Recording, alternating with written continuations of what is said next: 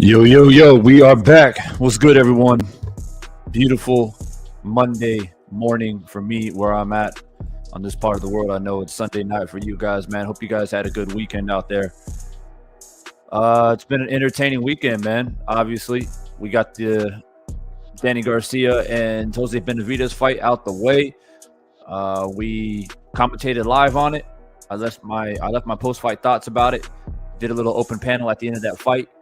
That video's up on my channel if y'all want to go back and catch my thoughts about Danny Garcia and where he goes from here, who he should fight next, etc., etc.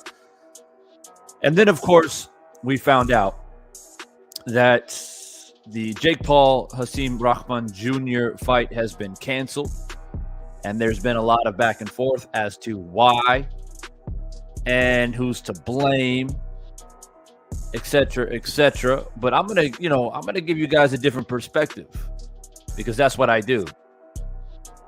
I don't play into narratives and I don't point fingers. I call it how I see it. I look at all the small, intricate details. That's how I do.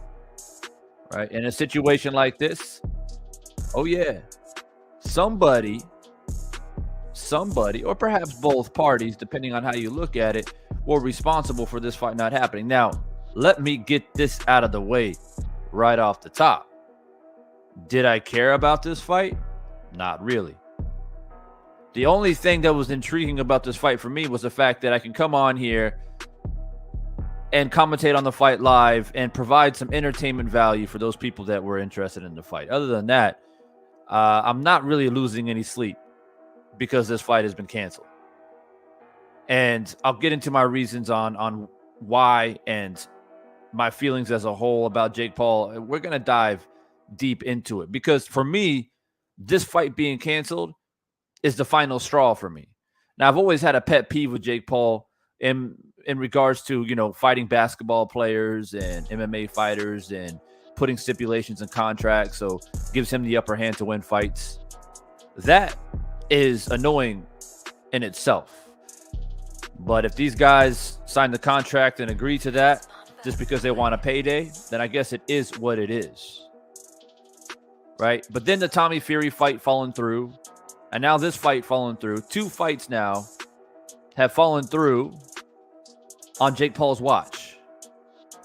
So this fight being canceled is the final straw for me when it comes to Jake Paul. So therefore, yes, Jake Paul, you're going to get the attention that you love to have. I'm going to dedicate this whole live stream just to you, Jake Paul. Because we all know you love attention. That's why you win this game, for attention. People talking about you. But before I dive deep into that, I want to give a shout out to my man Omega Red, first one in the building. Mangus Allen, also in the building. My man K-Rod, dropping in. My man SM, congratulations. I see that your emoji has been upgraded to the black helmet.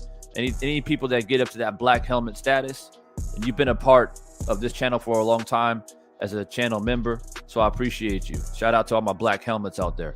We got L Dub in the building, Isaiah Felix in the building, Jesus in the building, and King of Kings Boxing. What's good?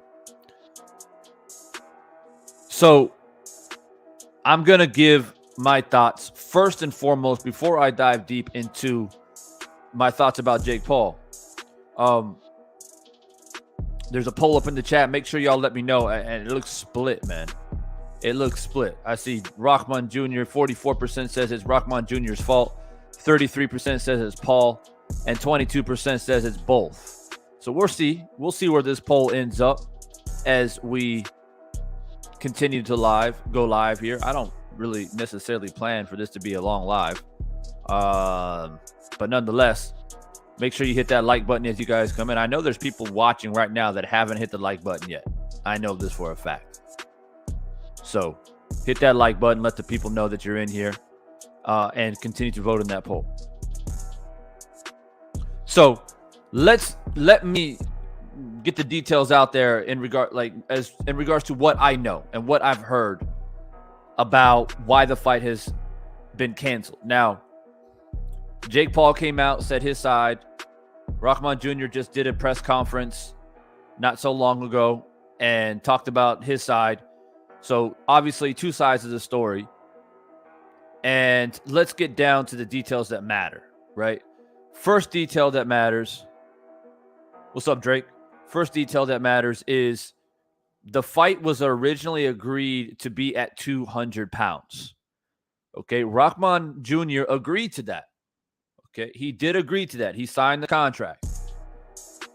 Now, there were some rehydration clauses that were put into the original contract where, he couldn't rehydrate to X amount and et cetera, et cetera. But the fight was agreed upon to be at 200 pounds. Now, there were 2 weigh-ins supposedly on like July 16 or July 22 and July 29th or something like that. And the most recent weigh-in, which was a few days ago on July 29th, Rahman Jr. weighed in at 215 pounds.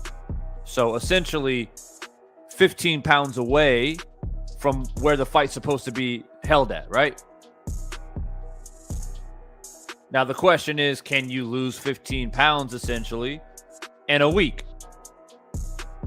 Technically speaking, you can. We've seen it happen before. Devin Haney dropped a lot of weight before, weeks, even days before a fight. I think in 3 or 4 days, he lost like 11 pounds. So it can be done. But not every fighter can do it. And there's a lot of factors involved in that, right? Size, genetics, how much muscle mass you have, how much fat you have. There's a lot of different things that come into play in regards to losing weight. Metabolism rate as well, which is a lot of times genetically based. Some dudes just got like crazy, metabolism, where they run in a sweatsuit and they can just, like, in 1 3-mile run with the sweatsuit, they can just shed like 6-7 pounds in one run, right? But some people can't. They sweat their ass off. They jump on the scale and they only lose a pound. So everybody's a little bit different. Jeremiah King in the building was good.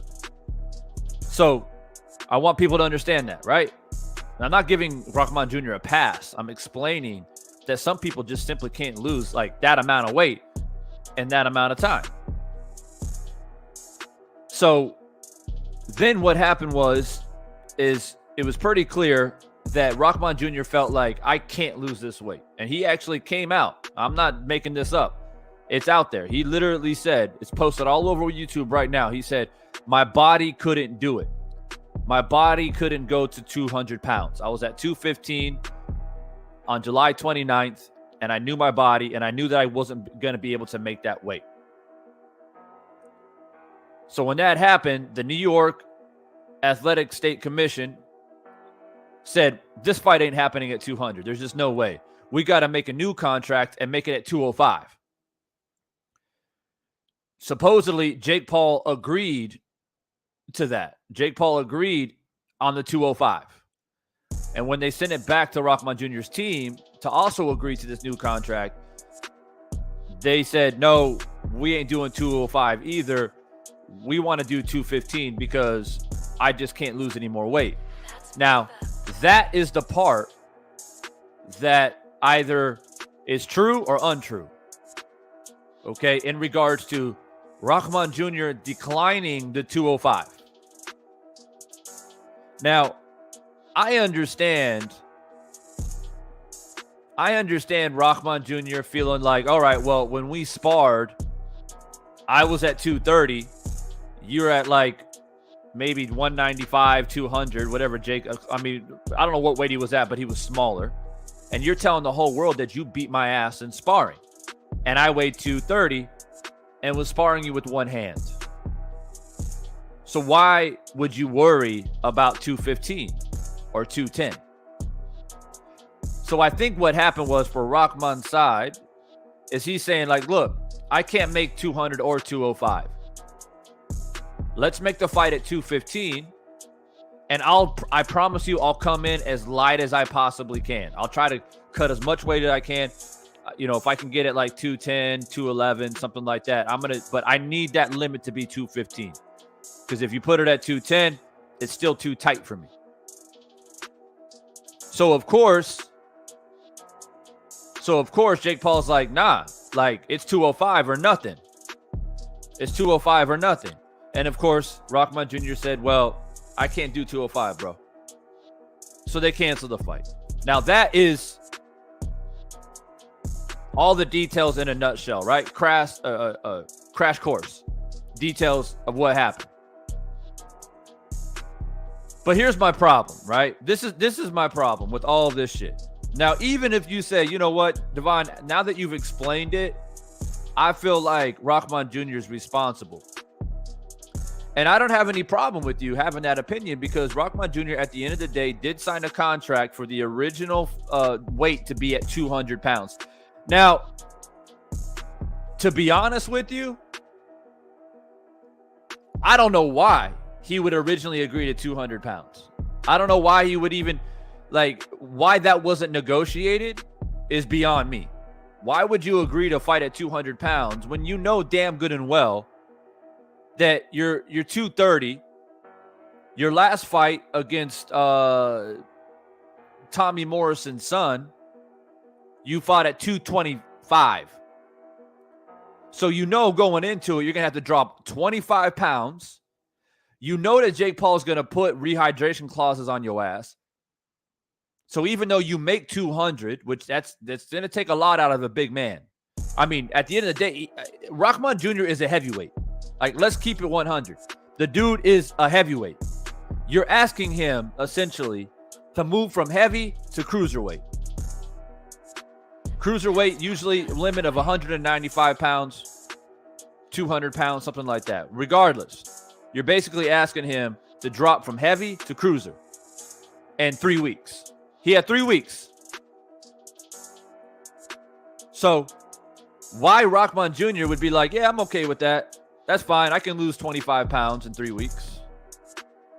So either you just wanted to get the fight, you wanted to take the opportunity, and you didn't really look through all the details. You didn't really let it process on what you're going to have to do in regards to losing weight.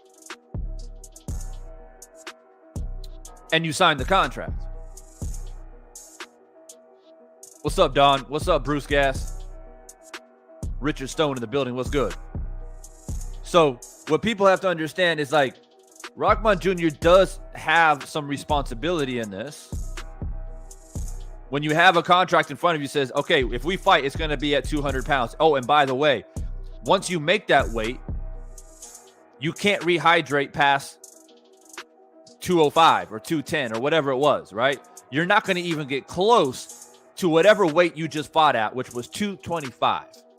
Jake Paul is not going to allow you to get even like within 15 pounds of that. All right. Jake Paul's last fight, he came in at like 192 pounds when he fought Tyron Woodley, like 191 pounds. Jake Paul is a cruiserweight, and he's trying to fight a heavyweight. So who takes more of a risk, Jake Paul or Hasim Rahman? Well, Rahman takes a massive more risk because Jake Paul is already walking around probably close to 200 pounds. So he's going to make 200 no problem. He just got done fighting at 191, 192. So you're going to scale a heavyweight down 25, 30 pounds. So of course you have that advantage. You're not going to get the same Hasim Rahman Jr. that you would get if you actually fought at a heavyweight, 200 plus pounds. No limit. As long as you weigh over 200 plus pounds, you fighting at heavyweight. Right? So Rahman Jr. takes responsibility because he agreed to that. And why would you agree to that? Like, you don't know your own body? You don't know how tough it's going to be to lose damn near 30 pounds in 3 weeks? And even if you lose it, like, you're putting yourself in a very vulnerable position because you know why? You can't even rehydrate. So even if Jake Paul says, oh, 200, but you can rehydrate to whatever, then okay, maybe you say, all right, at least I can maybe get back up to 215, 220. I can put on as much weight as I can in 24 hours. Rehydrate. But you can't even rehydrate past 205.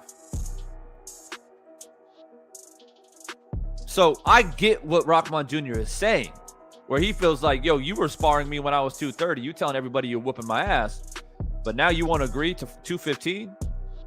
I get that. But at the end of the day, like, you think Jake Paul really is the type of person that's going to bend? You know what I mean? Like, there's no way.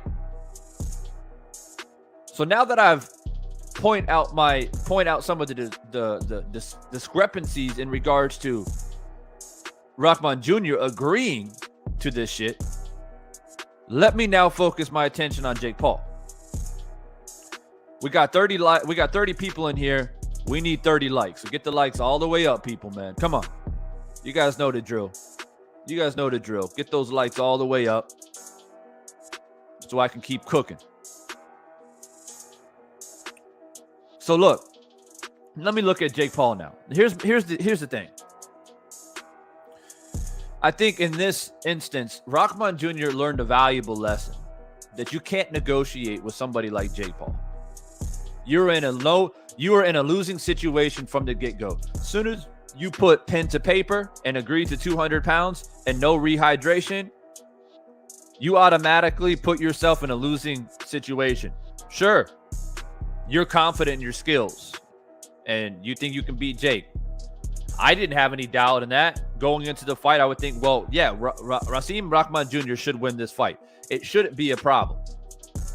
But in the negotiation process of things, you're on the losing side, big time.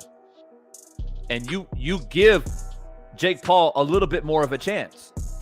So this was a learning curve for Hasim Rahman, man. But let me talk about Jake in this situation. Jake Paul knew that he had the upper hand. The moment Tyson Fury backed out of the fight and Hasim Rahman Jr. was put on the table, he knew exactly what he had to do. He knew exactly what he had to do to put himself in the position to get the best possible situation for himself and get the worst Hasim Rahman Jr. possible. And that is making the fight at 200 pounds. Right? It was a very strategic move. Because he's going to say, oh, well, I've been fighting, 195, so I'm willing to give you 5 pounds. Like, what? So he makes it seem like, oh, I'm willing to give something, so you have to give something. But 5 pounds does not equate to 30 pounds. He's got to lose 30 pounds. You got to maintain below 200, which you're not going to have an issue doing. So you put yourself in a winning situation, and you knew exactly what you were doing. You knew, Jake Paul, that by doing this, there was a high possibility that either one, Rahman Jr. wasn't going to be able to make weight, and you were either one, going to penalize him massively and take a majority amount of his purse away if you do decide to fight him anyway, or two, he's not going to make the weight, and it gives you the opportunity for you to place the blame on him and cancel the fight and make it look like Rahman Jr. didn't want to fight you. People need to understand that this was all preconceived. He already thought about this. He already knew that there was an extreme high possibility of those two circumstances. And the second circumstance came into play where Rahman Jr. decided, I can't make this weight, so, either we do 215 or nothing. Jake Paul pulled the plug. He did not hesitate to pull the plug because he already planned that this will probably happen. This is facts. Even if you say Rahman Jr. fucked up by agreeing to 200 pounds, I'm with you on it. I'm with you 100% that Rahman Jr. made a huge mistake agreeing to 200 pounds from the get-go. But Jake Paul is not exempt from blame. Like I said, this is all preconceived. He knew exactly what he was doing. He knew damn good and well, and his team knew damn good and well, Rahman Jr.'s last fight was at 225 pounds. And they're going to try to bring him down to 200 with no rehydration clause. They knew there was a high possibility that he either one is going to come overweight and they're going to penalize the shit out of him, or two, he'll just flat out say, "Oh, I can't make the weight, bro. I can't make 200. It's ridiculous. My body won't allow me to do it. So therefore, Jake Paul pulls the plug." People, it's a week before the fight, man. Are you fucking kidding me, bro? Are you kidding me? A week before the fight's canceled. When in boxing history has that ever happened? Oh, it only happens when Jake Paul's name's attached to it. That's when it happens. Facts. My man Tom Etheridge in that super chat says, looks like Jake Paul is learning from Canelo. Another fact. Fucking catch weights, stipulations and contracts, rehydration clauses, heavy penalties, you name it. Pathetic. I appreciate you, Tom, dropping in that love and that respect in that super chat, bro. Thank you. Devin Blocker in the building. Antonio MMA in the building. What's good? Don in the building. Healer the teacher in the building, a.k.a. Focus Ball. Flawless Mentality, thanks for dropping by. So process that for a minute, man. When in boxing history has a fight been canceled 1 week before? You got the whole damn city of New York amped up, right? You got Amanda Serrano on the, like, as the main event. Like, she's a part of this event, right? You put all that shit to risk 1 week before. Why? Because you don't want to take any risk, basically. And that's what it is. If you say, all right, Hasim, you want 215? Okay, fine, we do 215. But, you know, you can say you can't come over a pound, like you can't come in more than a pound than that come fight night. Like if you weigh in at 215, you can't rehydrate to anything above that. If you come on fight night, you know, 216, I'm gonna charge you $10,000 per pound. Right? So if you're Hasim Rahman Jr., you're thinking, all right, well, in that case, I'll try to weigh in at 211, 212, so I can give myself a couple of pounds to rehydrate. Back into 215, just don't go over night of the fight. There's so many ways that they could have made this fight happen. And so that's why I understand, like, you know, Rahman Jr.'s point of view. He's like, well, this man's saying that he beat my ass when I was 230. So if I'm 215, it shouldn't be a problem, right? I mean, that makes sense to me, according to Jake Paul. So that, to me, makes me feel like everything Jake Paul was saying in regards to sparring was all cap. 100% cap.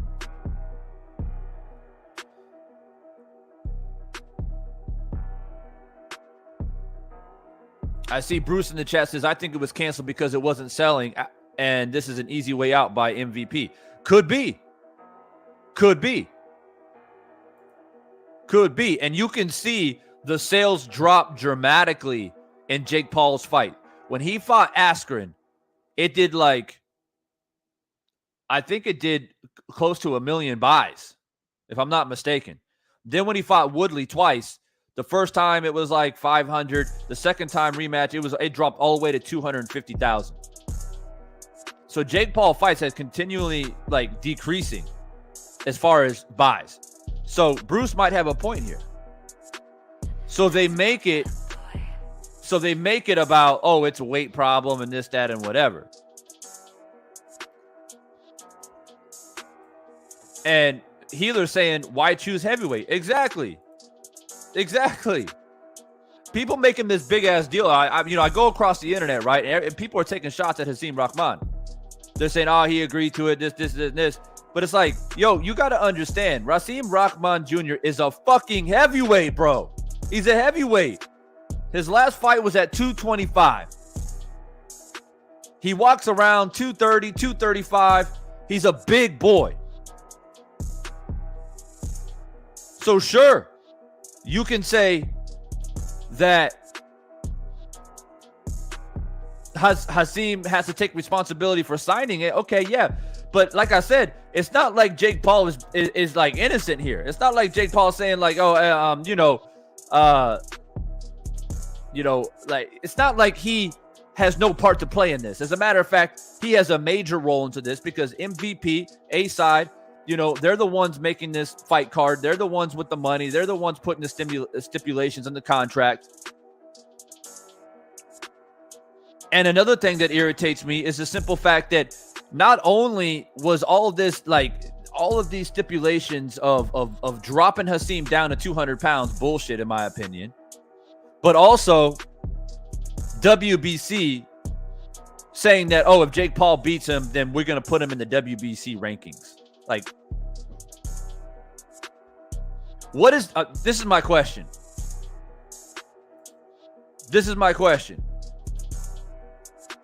Why is there, how I see it, why is there this desperation to keep Jake Paul alive, to keep him in this glamour, in this light, in this spotlight?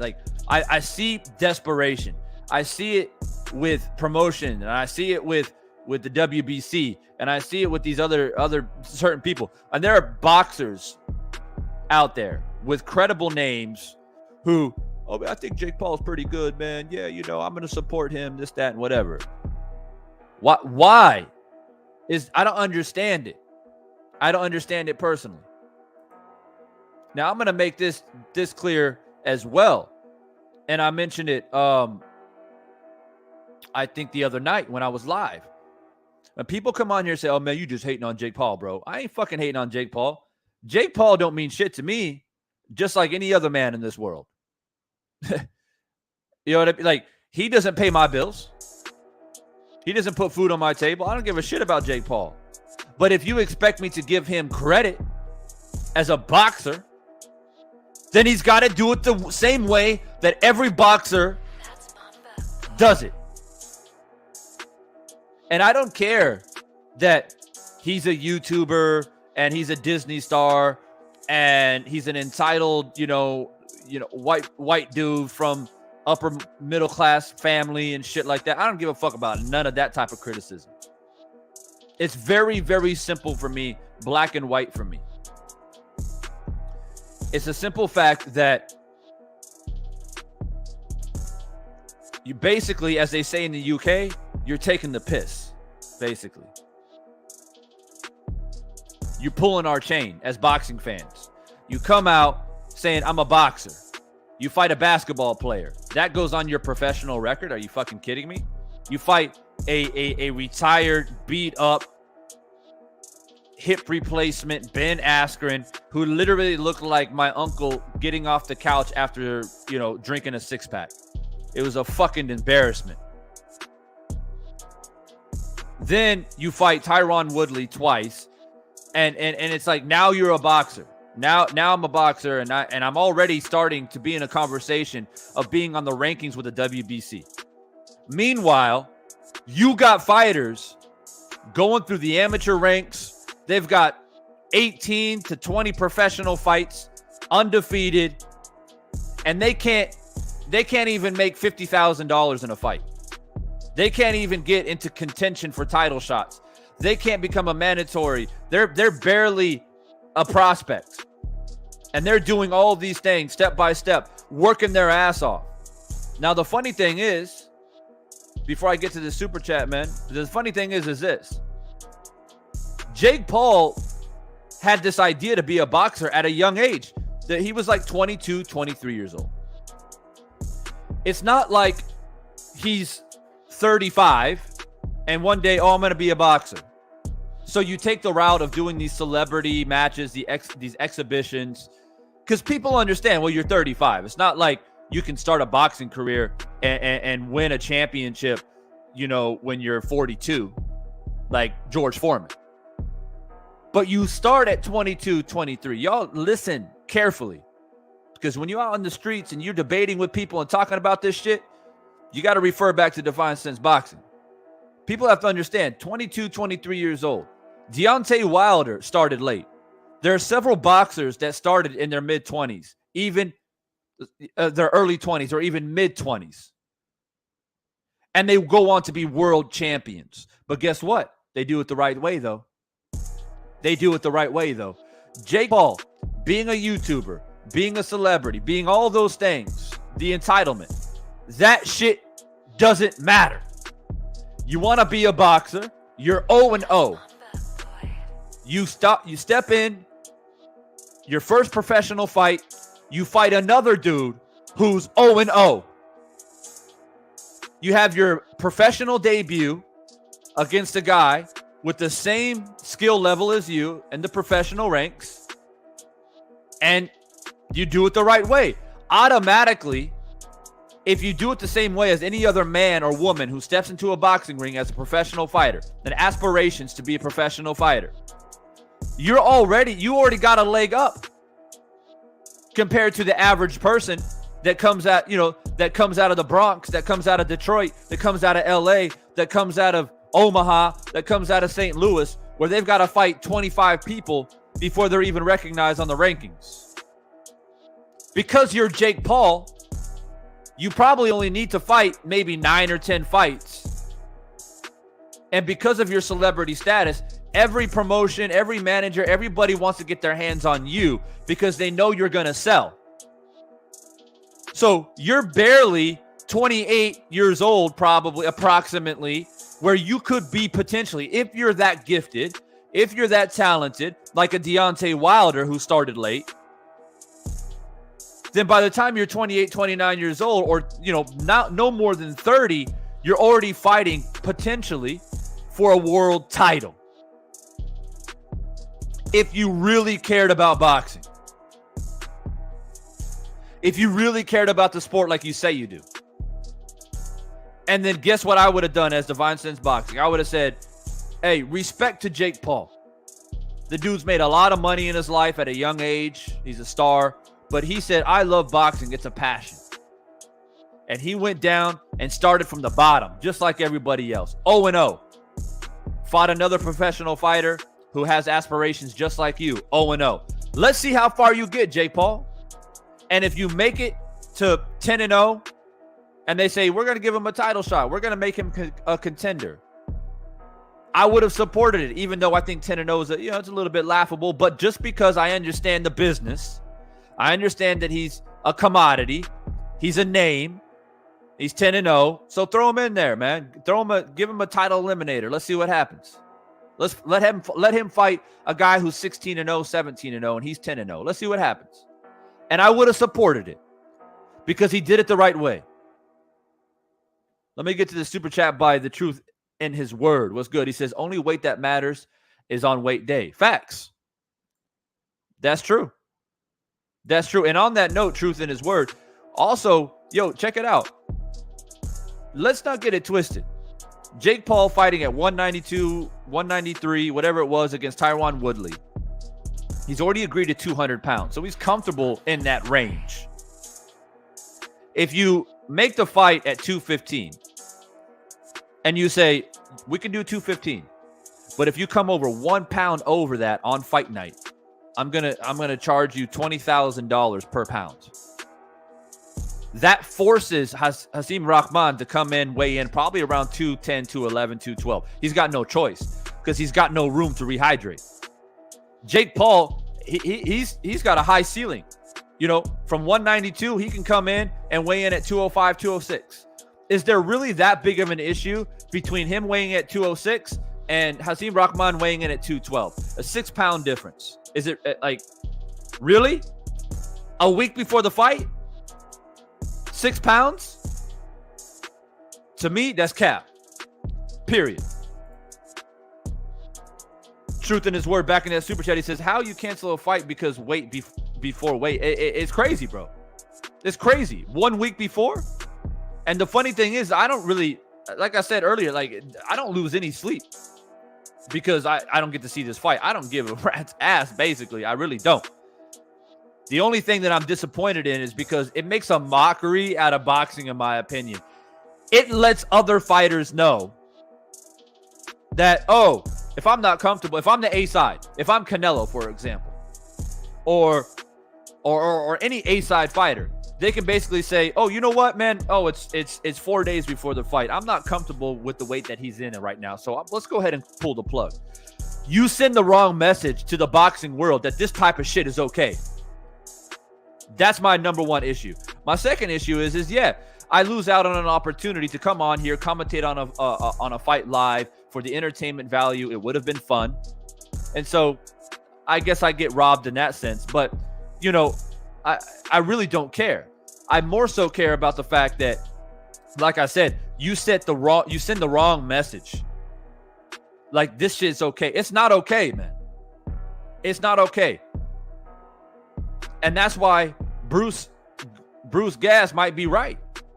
Maybe there was some major promotional problems and MVP / Jake Paul was looking for a way out.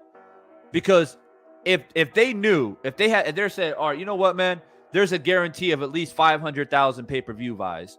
We're going to sell out the arena. Everything's good to go. I agree with Bruce. I agree. I think they would have figured out a way to make it happen.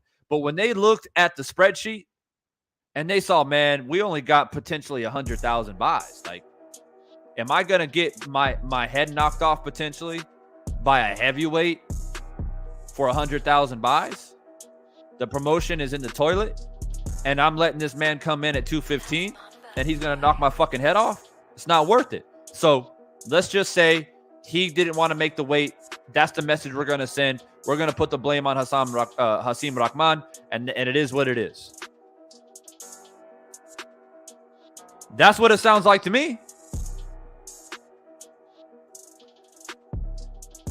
That's what it sounds like to me. Felix El Gato Negro Guzman, what's up, bro? Saludos.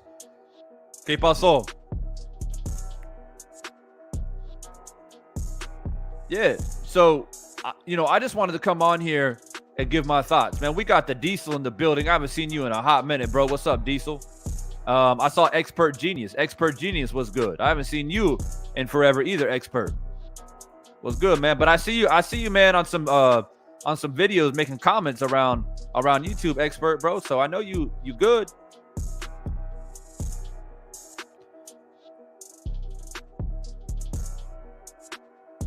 Benjamin, what's up, man? He said, read my comment. Well, look, man, I hate to say this, but when the comments start blasting out like this, man, if you really want me to read something, it makes a big difference if you send a super chat or a cash app, man. But I'll do it this time. Let's see. Well, 11:59 p.m. to decide, but announcement came. Let me highlight it.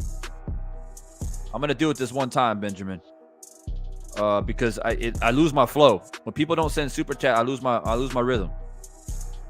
Came at 8:07. That means his dude pulled out because he felt disrespected in the negotiations. Big mistake by Jake's team.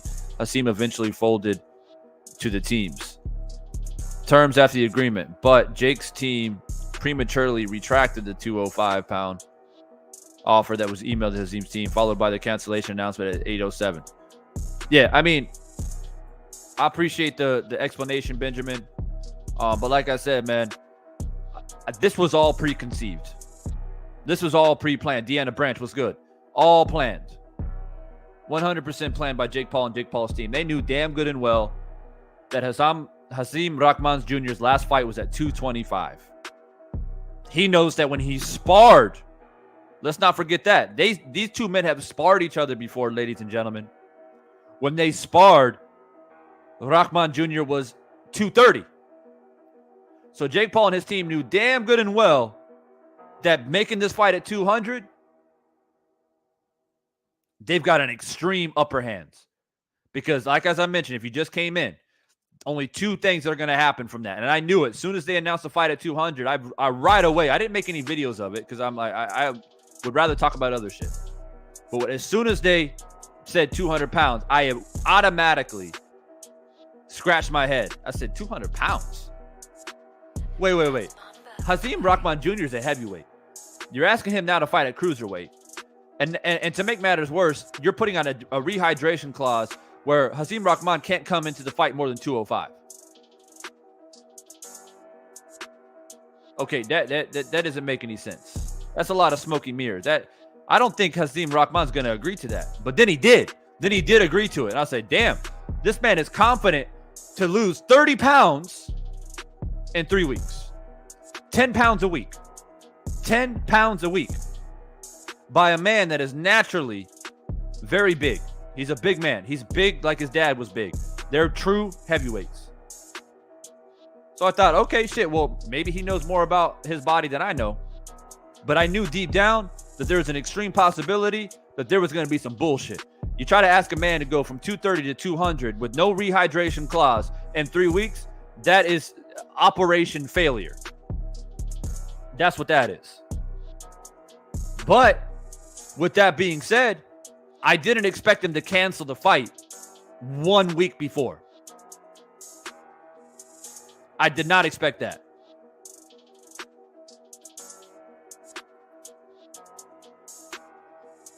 What's up?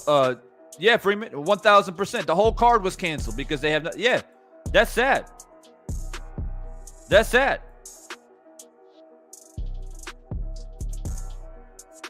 All right, expert, bro. I got you, bro. Condolences to you and your family, bro.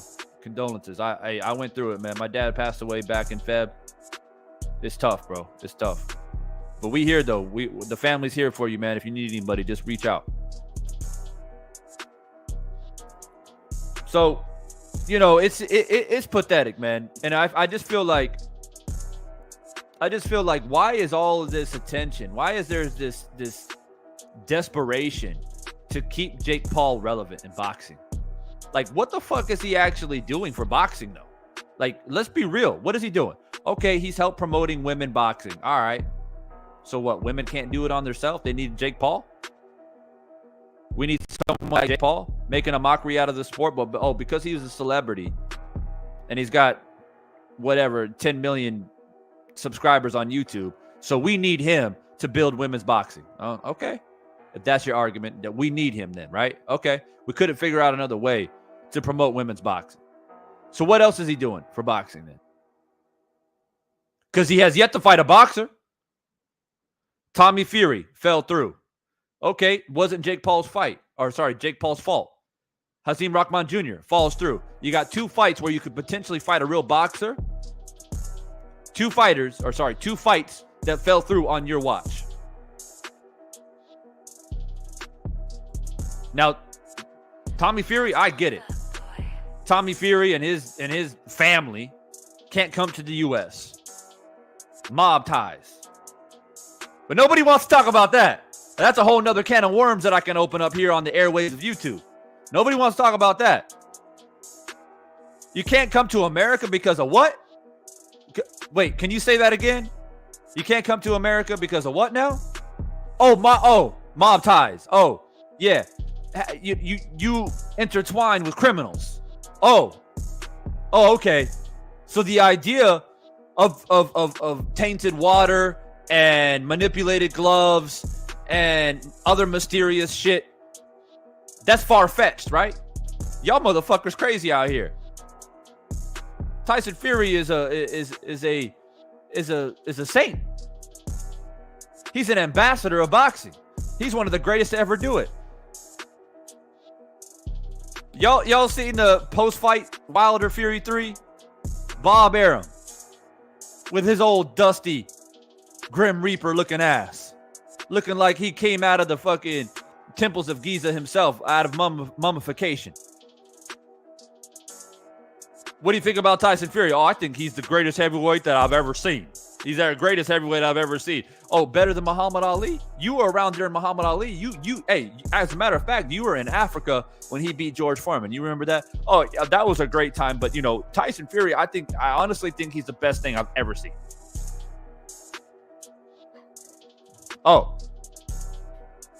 Okay. Okay. Queese in that super chat says Jake Paul was gonna win anyways. I appreciate the super chat and the respect. Are you saying because he's more skilled, or are you saying the shit was probably gonna be rigged? I'm curious of your answer. I appreciate the super chat. Right? So that's a whole nother thing, right? It's like we can get deep with it. We can get deep with it. Like BFTB says, we dig in deep. We're grave digger. We can dig deep graves. Right? But it's like, hold on. You can't enter the country because mob ties, because of criminal affiliations. But yet, we're crazy. We're crazy to suggest that there was some shady shit happening in the fight between Deontay Wilder. But your boy can't come to America because his whole family is tied up with criminal shit. But that's not Tyson. That's not Tyson. That's his dad. His dad's involved in it. What's his dad's last name? Fury. That's right. Fury. Queez back in that super chat says, Jake Paul is that guy in capital letters.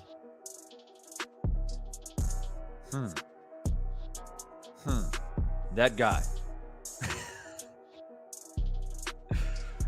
What about Tommy Fury? What about Tommy Fury? Tommy Fury, that guy? Tommy Fury, that guy? Let me know. Let me know. Yeah, drop another super chat. Drop another super chat. Let me know about Tommy Fury. You think Tommy Fury is that guy?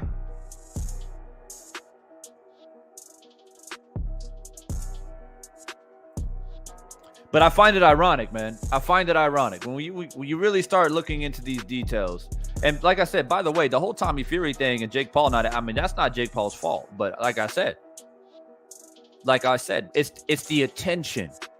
What really matters? Oh, Jake Paul couldn't fight Tommy Fury because Tommy Fury can't enter the U.S. Oh, that's too bad. Oh yeah, they got some things going on over there with some mob ties and criminal action with his family. So there's some issues, but oh yeah, we're not worried about that. It's just a shame that we couldn't see the Tommy Fury fight. Oh, what a shame. What a disappointment. Wait, whoa, timeout, hit the brakes. You said what now? Whoa. You ain't getting that past me. You ain't getting that past me. See, I'm quick-witted, right? I'm fast on my feet. I'm swift. No. You said Tommy Fury can't enter because of what?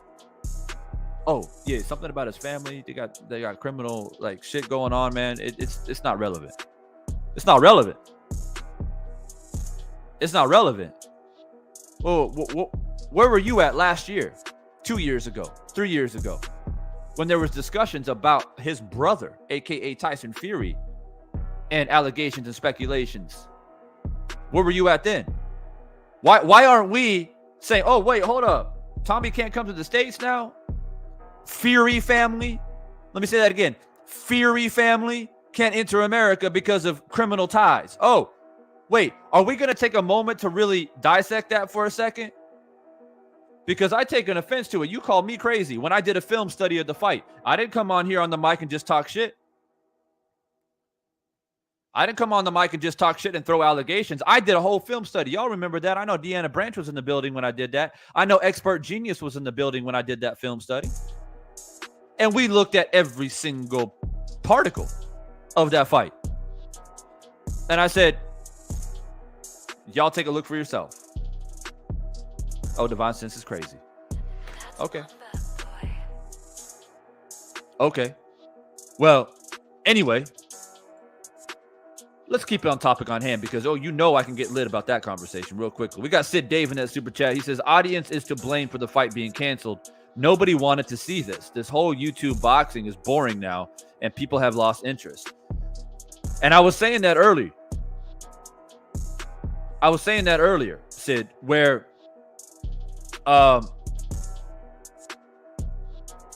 there's a very high possibility that the sales were doing extremely poorly. Because if you look at the pay-per-view buys for Jake Paul, right? Ben Askren, Mr. Hip Replacement, Mr. Getting Off the Couch After a Six-Pack, that got like 1 million buys. For whatever reason, people bought into it, whatever. Then when he fought Tyron Woodley the first time, it dropped to like 500,000. Then he fought him in the rematch, it dropped to 250,000. And it seems like that trend is continuing, where the revenue is continuing to drop. So it's an extremely high possibility, Sid, and I appreciate the super chat, where they saw the numbers, they saw the spreadsheet 1 week before the fight. They're like, man, we only got like 70,000 buys. Now this man can't make 200. He doesn't want 205. And so I'm not going to take the risk of agreeing to his terms at 215. I might get my head knocked off in front of everybody, and the fight is in the sales are in shambles. So if I'm going to agree to 215, then I want a guarantee of at least 500,000 buys, and they weren't going to get anywhere close to that. And you're right, Sid. The YouTube shit, the whole like, oh, I'm a YouTube star, I'm a Disney star, and I like boxing. It lasted for about a year, where people bought the Ben Askren bullshit. But slowly but surely, you're right, Sid. Slowly but surely, people started thinking, man, this is all bullshit, man. It's all bullshit. You got 2 fights canceled now. Tommy Fury, now this one.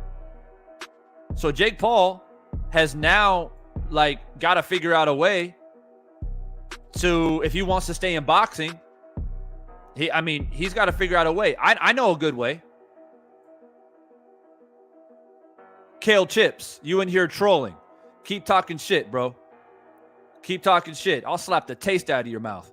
Keep talking shit. You want to say something to my face, bro? You need a link? You need a link? Say Divine Sense, I need a link. Man, you in here. Yeah, man, I ain't waste my fucking time. Waste my fucking time. All you are is a distraction. Kale Chips. What the fuck does that even mean? Stupid. Anyway, I have a good day. I have a good idea for Jake Paul. I have a good idea. Here's an idea for Jake Paul. How about you actually fight a boxer who is a cruiserweight, just like you, 190 to 195. And how about he has a record of, 7-0, 8-0, something like that, professional, just like you, and do it the right way. Don't do it for the money, Jake. Who gives a fuck? Put it on ESPN Plus. Right? Do it for free. Oh, I love boxing. I want to promote the idea of boxing. Do it for free then. Like old school. Do it for free. You do it for free, people appreciate you. You do it for free, people will tune in and they'll watch it and they'll support you. That you're actually doing it the right way. Oh shit, he's fighting another cruiserweight. Another undefeated cruiserweight. Same level as him. Same experience as him. Cool. And you get a couple wins. You start winning. Do it on free TV. Get people involved. Get people have faith in you that you actually care about boxing. And then maybe you get some credibility. So then you can fight somebody like Hasim Rahman or somebody that is a title, or not a title contender, but like a real true prospect. Then people will actually say, oh, you know what? I'll buy his fights again because he's proven himself. He's given back to the boxing fans. It's not like you're absent money, Jake Paul. It's not like you don't got fucking money where you got to make these big ass mega fights. Bitch, you ain't Floyd Mayweather. What have you done for boxing to demand people to buy 1 million pay-per-view buys? Bitch, you ain't shit. You ain't Floyd. You care about boxing, do it the right way. Fight a cruiserweight at your weight class that has a similar record as you, similar experience to you. Put it on free TV or put it on YouTube. Let YouTube stream it. How about that? You can make money on monetization. How about that? If you're still concerned about money, make a deal with Google and YouTube. Stream it on YouTube. Do that for like 5-6 fights. Get credibility back. Do it the right way. That's an idea for you. Queese back in that super chat says, F Tommy and Tyson Fury to this day I die. Oh, well, we can agree on that, Queese. We can agree on that. Most definitely. But Jake Paul, that guy. Jake Paul's that guy, though. I got you. No, I'm not even being sarcastic, though, but I got you, though. I feel you, though. But I'm glad we agree on that, though. Tommy and Tyson Fury to the day I die. I like that. Look, to the day I die. Absolutely. Absolutely. She comes back in. She says, Tyson Fury tested positive for steroids and was cheating against Wilder. How was he on the PFP and Fighter of the Year? Well, first off, why are heavyweights on the pound-for-pound list anyway? Why are they on the pound-for-pound list anyway? I don't understand that. Secondly, a known cheater. And I'm not even talking about the allegations or whatever with Wilder. I'm talking about him actually cheating and being banned from the sport. And the only place he can fight is like in Saudi Arabia or some shit. Like, it's mind-blowing. It's mind-blowing. What, one title defense? One title defense? Deontay's got 10? But Deontay's a bum. Okay, got it. Okay, got it. Okay, got it. Hit that like button. Get the likes all the way up. Demon Kennedy in the building. What's good? Get the likes all the way up. Sturdy Spice. What happened to Jake Paul fighting Tommy Fury? Well, because Tommy Fury couldn't enter the United States because the Fury family has ties to the mob, basically, like some type of criminal organization. I don't remember what it is exactly. And so the whole Tyson Fury family has been basically banned from entering the States. maybe not banned for life, but there's some extreme complications. So Tommy Fury literally couldn't enter the States. And so they had to cancel the fight. But that's why I brought it up about the fact that, like, you know, I mean, the fact that the Fury family can't enter America is some crazy shit, right? Because it's like, it makes you wonder, well, what about Tyson then? Like when we brought up things about Tyson, we were crazy to even whisper the idea that Tyson might be in some shady shit. He fought Deontay Wilder 3 times in America. Let me say that again. He fought Deontay Wilder 3 times in America. 3 times. And when it was all said and done, and the dust settled, and he sailed off into the sunset with the belts, and everybody congratulated Tyson Fury. Yeah, one of the greatest heavyweights of all time. Boom, we find out Tyson Fury family not allowed back in the U.S.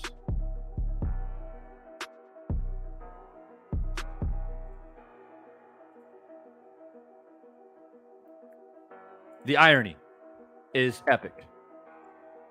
The irony is epic. There's the link in the chat. Anybody who wants to come in, I'm going to open the floor for about 10, 15 minutes or so.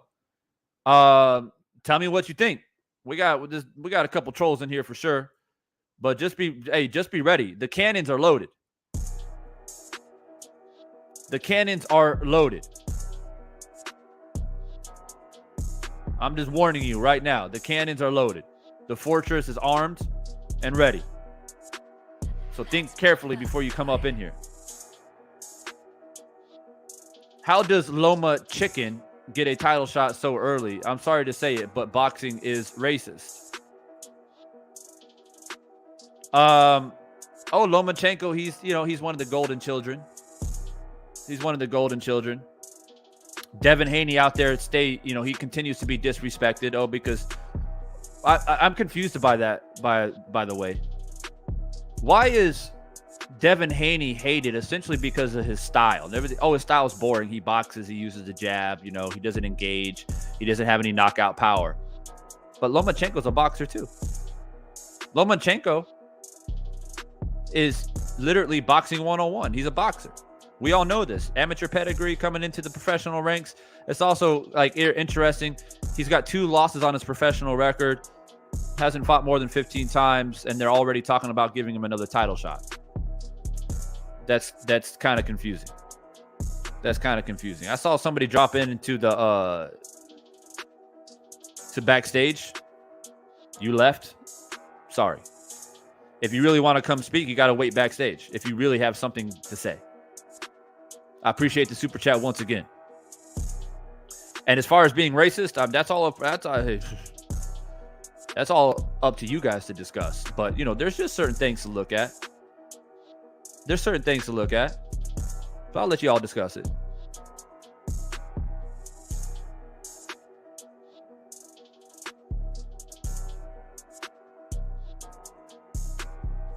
Hasim Rahman Jr. I doubt that's the real channel, bro. I've seen you around, bro. Commenting everywhere. I've seen you, bro.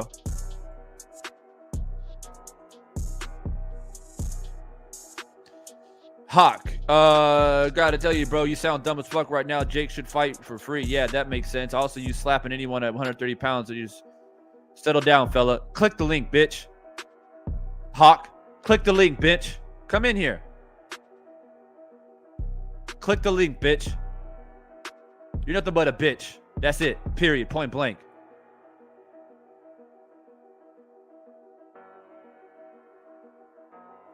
If you think I'm 135 pounds, you got another thing coming. But I'll let you keep that. I'm 135 pounds. What are you? 240? Fat ass? A 240 fat ass? Little bitch? No pussy having bitch? Click the link. Or do you need me to put it back in there again for you? Because you're too illiterate and too incompetent to find it? There it is. You guys come in here. You get so fucking upset. You get so upset, taking everything so personally when I talk about Jake Paul. Or when I talk about Tyson Fury for that matter. But do you guys keep that same energy when people land blast and attack Devin Haney and Tank Davis and Deontay Wilder and all these other people out here? Do you guys keep that same energy? Oh no, but when it's Jake Paul, Ty Spear, and these type of people, y'all want to have that energy. Y'all want to have that energy. What's up, Christopher? What's on your mind? Nigger. Yeah, bitch. Bitch, another bitch. Ain't got nothing to say. Ain't got nothing to say. That's why you ask. I mean, look, I have no problem. I have no problem. If you want to have a discussion, say, yo, hey, I'm new to your page. I don't agree with what you got to say. So let's hash it out. I'm that one. I'm that one.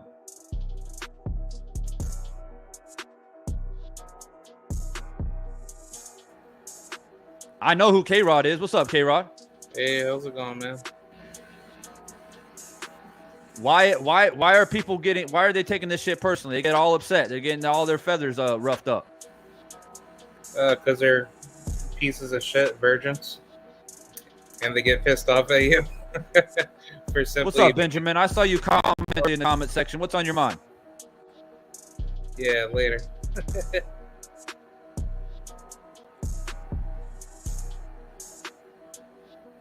No face, no case. New subscriber. I love the energy. I appreciate you, bro. Well, that's how we do it out here, man. We keep this shit raw and authentic.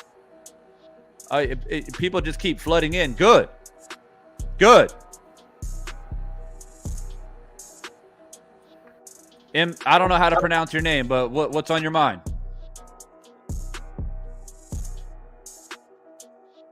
You're in the show. What's on your mind? Yo. What's good? What's I up? just wanted to ask a question real quick, bro. So the question is, please let me finish because I never get my point across, bro.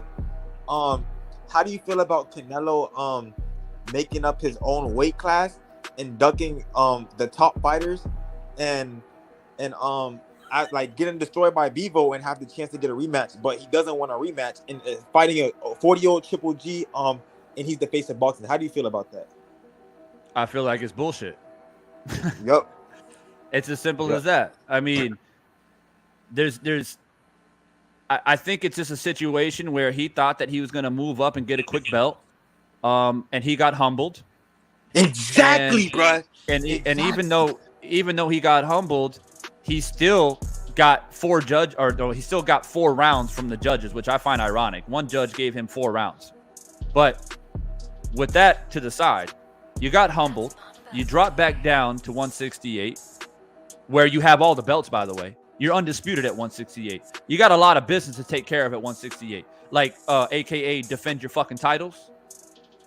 And instead, you're going to fight a 40-year-old man who you've already fought twice. And not only that, here's the trigger point for me. Triple G, 40 years old. You've already fought him twice. You're making him move up in weight, where Triple G has always been a middleweight. He's always been a 160-pounder. And you're going to blow him up in weight so you're comfortable. And the sad thing about it is, bro, is that people are going to buy it. People are going to, because it's fucking Canelo. Because it's Canelo. Hey, I'm not gonna lie, man. I just found your channel and you explained it the best. I had to argue with people of how, like, they did right at Canelo, excuse my language and all that shit, bro. But you the what the fuck? But you explained it well. But I have another question as well for you, boss man. Who do you think? Well, you already asked this question, but who do you think is responsible for the weight catch? I mean, the freaking why the Jake Paul fight got canceled and why? I think it's a mixture of a few things. But one thing we have to realize is that, like I said, for Hasim Rahman Jr., in my opinion, the mistake he made was agreeing to it in the first place of 200 pounds. You should have known that in 3 weeks, when you weigh 230 and you have to drop down to 200 pounds is not an easy task when you're already a naturally very big man. And you've always been at heavyweight, essentially. His last fight was at 225 against Morrison. So that was a mistake. But that's a learning curve. You go through that. But what people have to understand is that this, in my opinion, was all preconceived by Jake Paul. Jake Paul knew damn good and well that his last fight was at 225. I'm going to have him drop down to 200 It was at pounds. 225? Yeah, like 224 or something. That's what they weighed in at. What the Yeah. So he knew by having him drop down to 200 pounds, he knew there was a high possibility of two things. Number one, Hasim won't make the weight, and then Jake Paul will fine the shit out of him for not making weight. Or two, Rahman won't feel comfortable and not make the weight, and then that'll give Jake Paul the ability to pull the plug. So him and his team knew that there was a high possibility of this happening, and the fact that it happened 1 week before the fucking fight is sad. Nah, what's even sad is how I heard the New York Athletic State Commission try to deny the fight. That's a damn shame, bro. What happened with that is that New York Athletic State Commission knew that 200 pounds was impossible. They knew that Hasim wasn't going to make it. It was too dangerous for him. He was at 215 2 days ago. So they knew that it wasn't going to happen. So then they try to say, all right, let's do it at 205. And when they made it 205, Jake Paul supposedly agreed to that. And when they went back to Hasim and they said, all right, Jake Paul's agreed to 205. What do you want to do? He said, you know what? I don't even think I can do 205 either. It's got to be at 215. Wow. So then Jake Paul said, well, fuck it. We're like, the fight's over. We're not doing it. So then the fight was canceled. So like, you have to understand too, Hasim said it during the press conferences leading up to the fight, that it's kind of ironic that when we sparred when I was 230. And then you're telling the whole world that you would beat my ass in sparring. That's what Jake Paul told everybody. That you beat my ass when I was 230. Now you don't want to fight me at 215? Now Jake Paul could have very easily said, all right, bro, you want to do 215? Let's do 215. Let's go ahead and make the fight happen because I want to prove myself against you. But I'm going to make a rehydration clause that if you come over 1 pound of 215 the night of the fight, I'm going to fine you $30,000 per pound. Damn. That will force Hasim Rahman, when he comes in and weighs in the day before the fight, to weigh in about 211, 212. He's got no other choice because he needs a little bit of space to rehydrate back to 215. He's not gonna weigh in exactly 215. It's too much of a risk because he's gonna rehydrate, and then he'll be fine. Now he may say, "Fuck it, I'll get fined," whatever amount of money. But Jake Paul could make it ridiculous. He can say, "You get fined $80,000 per pound," to make it very difficult for Hasim to go over that 215 limit. Now Jake Paul's got a ceiling, right? His last fight he was 192, so he probably walks around at 205. So for him, he could just stay at his walking around weight, get in shape, and step into the ring at 205, no problem. And then essentially, Rahman might be 10 pounds heavier. It shouldn't be that astronomical to assume, because Deontay Wilder, for example, is a he's a light heavyweight. He used to fight at 212 and fight guys at 250. Devin went down 11 pounds in 2 days before a fight and won, of course. So why can't he go 10 pounds down in a whole week? And he already conceded, his promoter conceded to them that he would go down to 205, no problem. But they cut it off. It's in the interview that with the promoter, Hasim, his manager, and everybody else. So that wasn't too long ago, a couple hours ago. They live streamed it. So you're saying, so let me get this straight. Sorry, I got sidetracked. So you're saying that Rahman should have been able to drop the weight? He said he easily could have. Oh yeah, 10 pounds. I mean, a week you get 5 pounds of body weight and then maybe 5 pounds of water weight. As long as you got the rehydration time up, which is what they were negotiating when he got the email shortly before noon. Then he had 12 hours to negotiate and they cut it off at 8:07 instead of 11:59 when they set that was the time they set. So it was Jake that pulled out. Yeah, for sure. Yeah, go ahead, K-Rod. Yeah. My biggest problem with this is that if you're gonna fight somebody that's at your weight class. Why would you fight somebody that's bigger than you? That's like me trying to fight somebody that's smaller than me, but I know that I'm gonna kill him. And if you punch harder than him and you have way more physicality to dog walk him, it's like, why would you take that risk, against somebody that's a bigger danger to you? So like, because it's a publicity stunt. Yeah. Hold on. Hey, wait. So yeah. I'm not. Hold on. Like I'm not done. But to conclude this, Jake Paul obviously did this for the sake of making a distraction to pretend as if he was gonna fight a real fighter, but he basically, made it all into like a dramatic back and forth, nonsensical, social battle that didn't make any sense from the first place. That's Why would he screw all the undercards though in the process? Exactly. Because he's a stupid businessman. Yeah, That's fucked up though. That's bad business. Because it wasn't about the undercard; it was about his image and what he's trying to do. See, it's Rodman's fault that he signed the contract, but with him signing that contract, he had lost because no matter what happened, it'll all fall back on him and make him look bad. Even though in this situation he's not at fault, it's all going to fall back on him because who has a bigger voice in this situation? Jake Paul.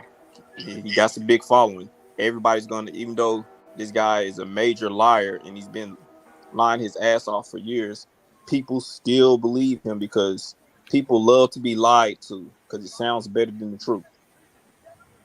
That's true. Very true. I mean, Hey, did y'all catch any of the contradictions he said in his video yesterday? Did nobody question? What? I'll start off with one of them. Like, he said that Rahman came in, I guess he weighed at 216 pounds and got weighed 3 weeks later, and he had only lost 1 pound. Oh, he was using a sweat bag. From remember, he got notice of it, and then he started shedding all his water weight before going on the scale, and then it was 216, so about 8-10 pounds of water weight. Then he rehydrated, went back up to about 225, 226, and then he started shedding his body weight, and that's how he got only 1 pound. Technically, he lost 15 pounds, and he can do 10 more pounds in a week easily. No. When they scheduled the fight, July 7th, he was basically saying Rahman was 216 pounds then. But he was training to lose the water weight before that. So you believe started cutting weight right away. So you believe that July 7th, Rahman was 216 pounds, and then yesterday or whenever they did the weigh-in, he was only 215 pounds. That whole entire time, you really think he only lost 1 pound? Well, no, before that, he was at 225, 226 to begin with, and then he cut all that weight for the weigh-in, and then he rehydrated and got that 10 pounds back. So, yeah, I mean, he only lost 1 pound, but that's altogether 15 pounds of body weight, not water weight. He's hydrated right now, so if he cuts about 5 more pounds of body fat and then 5 more pounds of water weight, he could easily get 205. He said he could already confirm that. So, but that's not my question. The question is, because you know he was at 224. Do you believe July 7th he was at 216 pounds? Yeah, they had the video of the actual video of the commission because they were watching his weight or whatever. Jake Paul posted it not too long ago.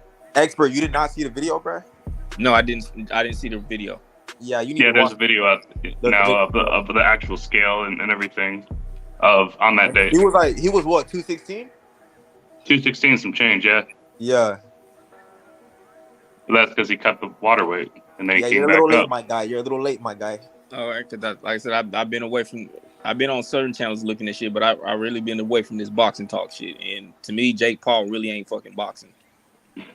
Y'all tripping, boy. That Jake Paul could fight. I don't give a fuck what y'all say, bro. Hey, Fight who? You said what? Fight who? Jake Paul could fight, bro, and I stand on that shit, bro. I'm gonna tell you this, bro.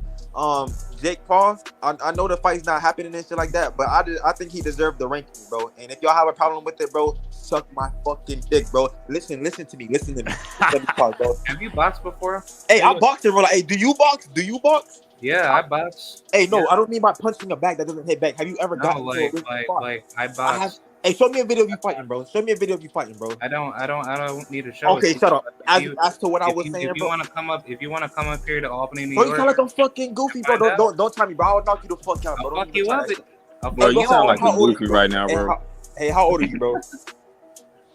I'm 27, bro. I'm 18 years fucking old, and I will fuck you up, bro. Come on, come over here, bro. How tall are you, bro? My dick's on your fucking arm. You got no fucking 6'2", I'm a heavyweight. You got no fucking 6'2", bitch. You a heavy mouth, you stupid bitch. I'm a heavyweight, bro. Why you in your feelings? Who's in their feelings, bro? You, fam. You have a whole wife. Get your ass out of here, bro. Oh, the fuck? You said what? All right. Listen, he needs to start with like a 6-0 kind of boxer at his weight class first. But he's such a celebrity, he has to have someone who's got already like 14, 15 fights under his belt. Why does he get to cherry pick over people that are basketball players, better than him?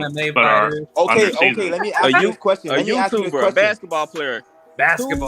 Okay. But who called out who? Everybody calls out Jake, bro. Let me please finish. Just let me finish. But who? All right. No, Jake called out him. Let me tell you something. Y'all, do y'all have a problem with Jake? Let me finish. First off, the people call out Jake Paul. People that's ranked calls out Jake Paul. What's his name? Gervonta Tank Davis, the trash ass nigga. I know Ryan Garcia will knock his ass out. Called out what you gonna call it? Jake Paul. They all talking about Jake Paul, bro. And the Ryan Garcia that lied about Pacquiao. Ryan Garcia, they're all talking about him. Why he sell more tickets? Will fuck up Tank, and I have money on that, bro. He lied about Pacquiao, and then he said he was gonna fight Tank. He said he was gonna fight Tank, and then remember when lied about after the he Pacquiao fight, why he wasn't gonna take the Tank fight. Fuck out of here, Hold bro. up, let me put all this to rest real quick. Yeah, you don't watch boxing, man. Hold on. A lot of people. Okay, in this, how do you want me to address you, bro? Because I can't read your name. ML. Just call me Big Daddy. You know what I'm saying? No gay shit. But go on to what you saying, bro. I don't know if I'm gonna say Big Daddy, but Daddy. Bro, you probably Canelo, bro. I'm gonna call you ML. So look, man, there's a lot of people that think that Jake Paul's got skill, which is fine. I don't necessarily have an issue with that. All right, but this is a boxing channel, right? We hold ourselves up to a high standard when it comes to the sport of boxing. If you claim to be a boxer and you want to be recognized for that, then you need to be able to show and do it the right way.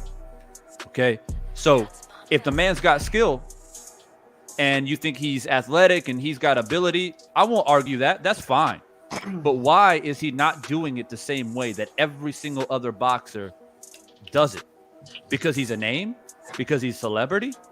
So that gives him some type of entitlement that he can hopscotch around and do whatever the fuck he wants to do? What about all the other people that start 0-0 and they got to go up and get 16, 17, 18 fights in a row, bro? And even sometimes then with all the talent that they got, because it might be some dude from Detroit or from St. Louis or from LA that he's a nobody and never gets to become a prospect or a title contender until he's got 25 fights under his belt. Boots, for example. My thing is this: if Jake Paul said, "You know what, man? I love the sport. It's a passion of mine. I'm gonna go and fight at cruiserweight, and I'm gonna go back and I'm gonna revamp my career, and I'm gonna go fight a guy who, is 5-0, 6-0, 7-0 at cruiser." And I'm going to get like 10 wins under my belt fighting real boxers. And let's see where I end up. All right. If I'm 15-0 at that point, then you can try to flip the script and say, all right, cool. Like I've done my part. I've done it the right way. And the thing is, bro, He's young. He can do it the right way. He's a young dude. We're not talking about a 35-year-old. We're talking about a young dude who has enough time to go and do it the right way, get the right steps in so he can get appreciation from people like me who talk about the sport for more than 10 fucking years.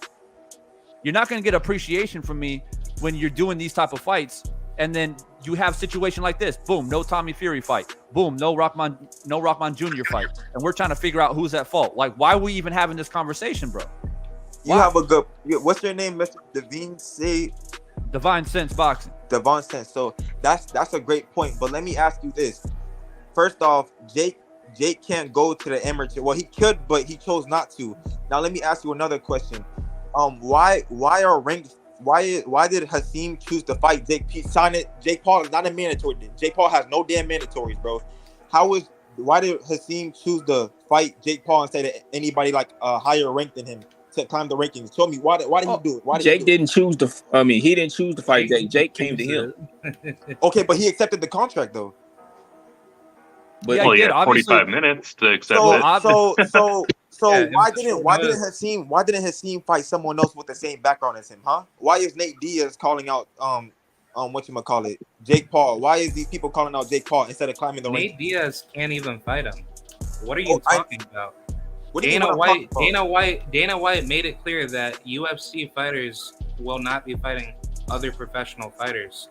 He even said that even if you want to fight a UFC fighter, they have to at least be I think correct me if I'm wrong, Divine. I think they have to be retired at least, but still, like fighting active UFC fighters. I know for like a fact, it's very clear that Dana White has zero respect for Jake Paul. Doesn't give a fuck about Jake Paul, and is not going to entertain any idea of Jake Paul having, because he's over it. Yeah, and think about it. Didn't Jake Paul's manager used to work for UFC and Dana White? Yeah, and bro, think about it. Tyron Woodley got put to sleep.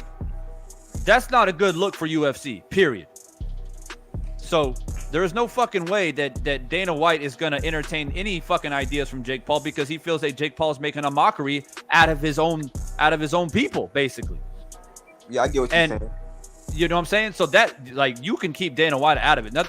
There's no fighter from the UFC going to fight Jake Paul. That I can guarantee that. There's no money in the world enough to entice Dana White to get involved in that shit. It ain't happening.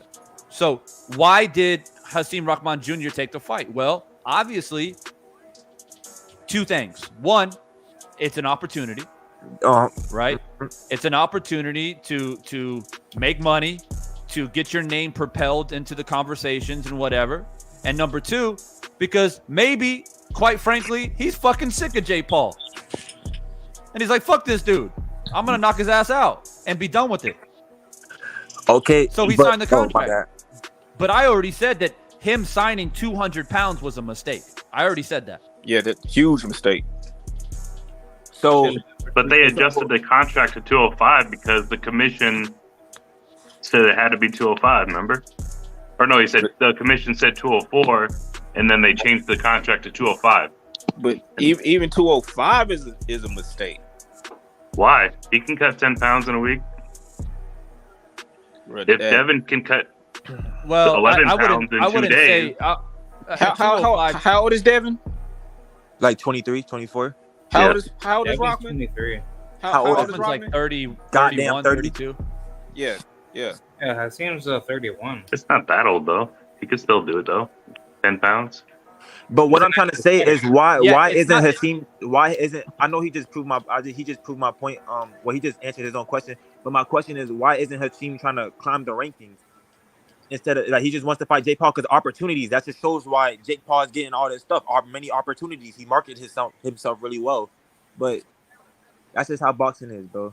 Who would turn down Madison Square Garden? He's chasing okay. He's chasing a bag. Okay, but so you asked me a question.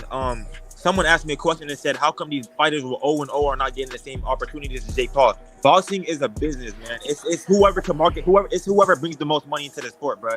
And Jake Paul's bringing in the most money. I mean, like, yeah, he caught some bums and whatever like that. And like someone else that they want to see him get exposed, but it's he's marketing himself really well, bro. But bro, why is he bringing in money though? He's bringing in money because of entitlement, because of his name, because of like his recognition, because he has 50 fucking million followers on YouTube. Like, he's using his people as pawns, bro. But that's what he's doing. I'm not buying his fights. I ain't buying Jake Paul fights. But I fucking guarantee you that. I get what you're saying, but it's not really his name. His first professional fight, he fought in what zone, which is kind of bullshit, I believe. But what's the best, like PBC Showtime? That's like the best, if not like better than top. That's better than Top Rank. Why? Because he been fighting and knocking out people. Yeah, he didn't fight like this actual no real competition, but they seen that he had a chance without an amateur background and stuff like that. But you know, it is how it is. I know he's selling out more than that Danny Garcia fight yesterday. That shit was lame as fuck, bro. But it's a market. We got a couple people dropping in here. Maybe they got some shit to say. First off, let me start off with this dude Justin. I don't know who you are, bro. If you have anything in your mind, now's the time. Justin, can you hear me? Justin. All right, maybe he's busy. King of King Boxing, Demon Kennedy. I know both of you guys. Well, what's good, man? What's on your mind? I'll start off with Demon Kennedy. You came in first, bro. What's on your mind? First, we just gonna lead this with respect, because there's been a lot of disrespect on this motherfucking panel, and that shit crazy. We lead with respect over here. But anyway, I want to shake everything up just a little bit. You know what I'm saying? Go out the box. I feel like Devin Haney would beat the shit out of Tank Davis. That's what my guy. Brother, we're not even talking about that. Yeah, well, now we are. I didn't stop nobody when they was talking. Now you want to stop me? The disrespect. Anyway, I really feel like Haney will knock Tank Davis out, and that's all I got to say. I'm gone, man. I agree with him. Haney will knock the shit out of Tank, bruh. Gervonta will beat the living fuck out of Haney if he did that. Absolutely. King of Kings Boxing, what's good, bro? It's getting interesting tonight. Hey, what's going on, man? How you doing tonight, Devon? He got that fucking mic. I hear that bass. Straight up, you know what I mean? That's mic. Hey, man, the funny part is, man, a lot of this is something to do about nothing, man. It's a show. If any other fighter had tried to draw a heavyweight down like that, you would think it was a sideshow. Regardless of what happened, you know, Rahman shouldn't agree, whatever, but he just didn't make it. So now the fight is canceled, which we all should have realized when they were doing the press conference that was a very real possibility.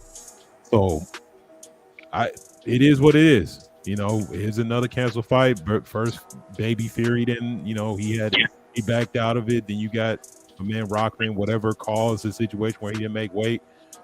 I mean, there's more than enough 200-pounders for him to be fighting if he wants a legitimate opponent. There's no point in dragging. Like, to me, you're trying to put yourself in an advantage. Like I said, Rahman had no business coming down there. It's just stupid.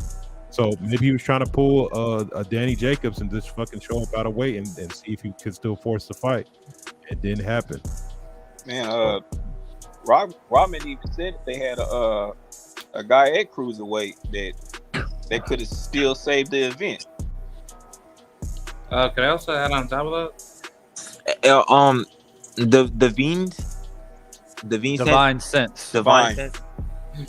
Could you please, for the love of God, add Antonio MMA to the room? Please drop the link for him, bro. He's been getting on my damn nerves talking about you knock me out. I'm not trying to start nothing. Please just add him in. That's my boy Antonio, bro. I've got the link pinned up at the top of the chat. I'll put it in again, up man. A little bit.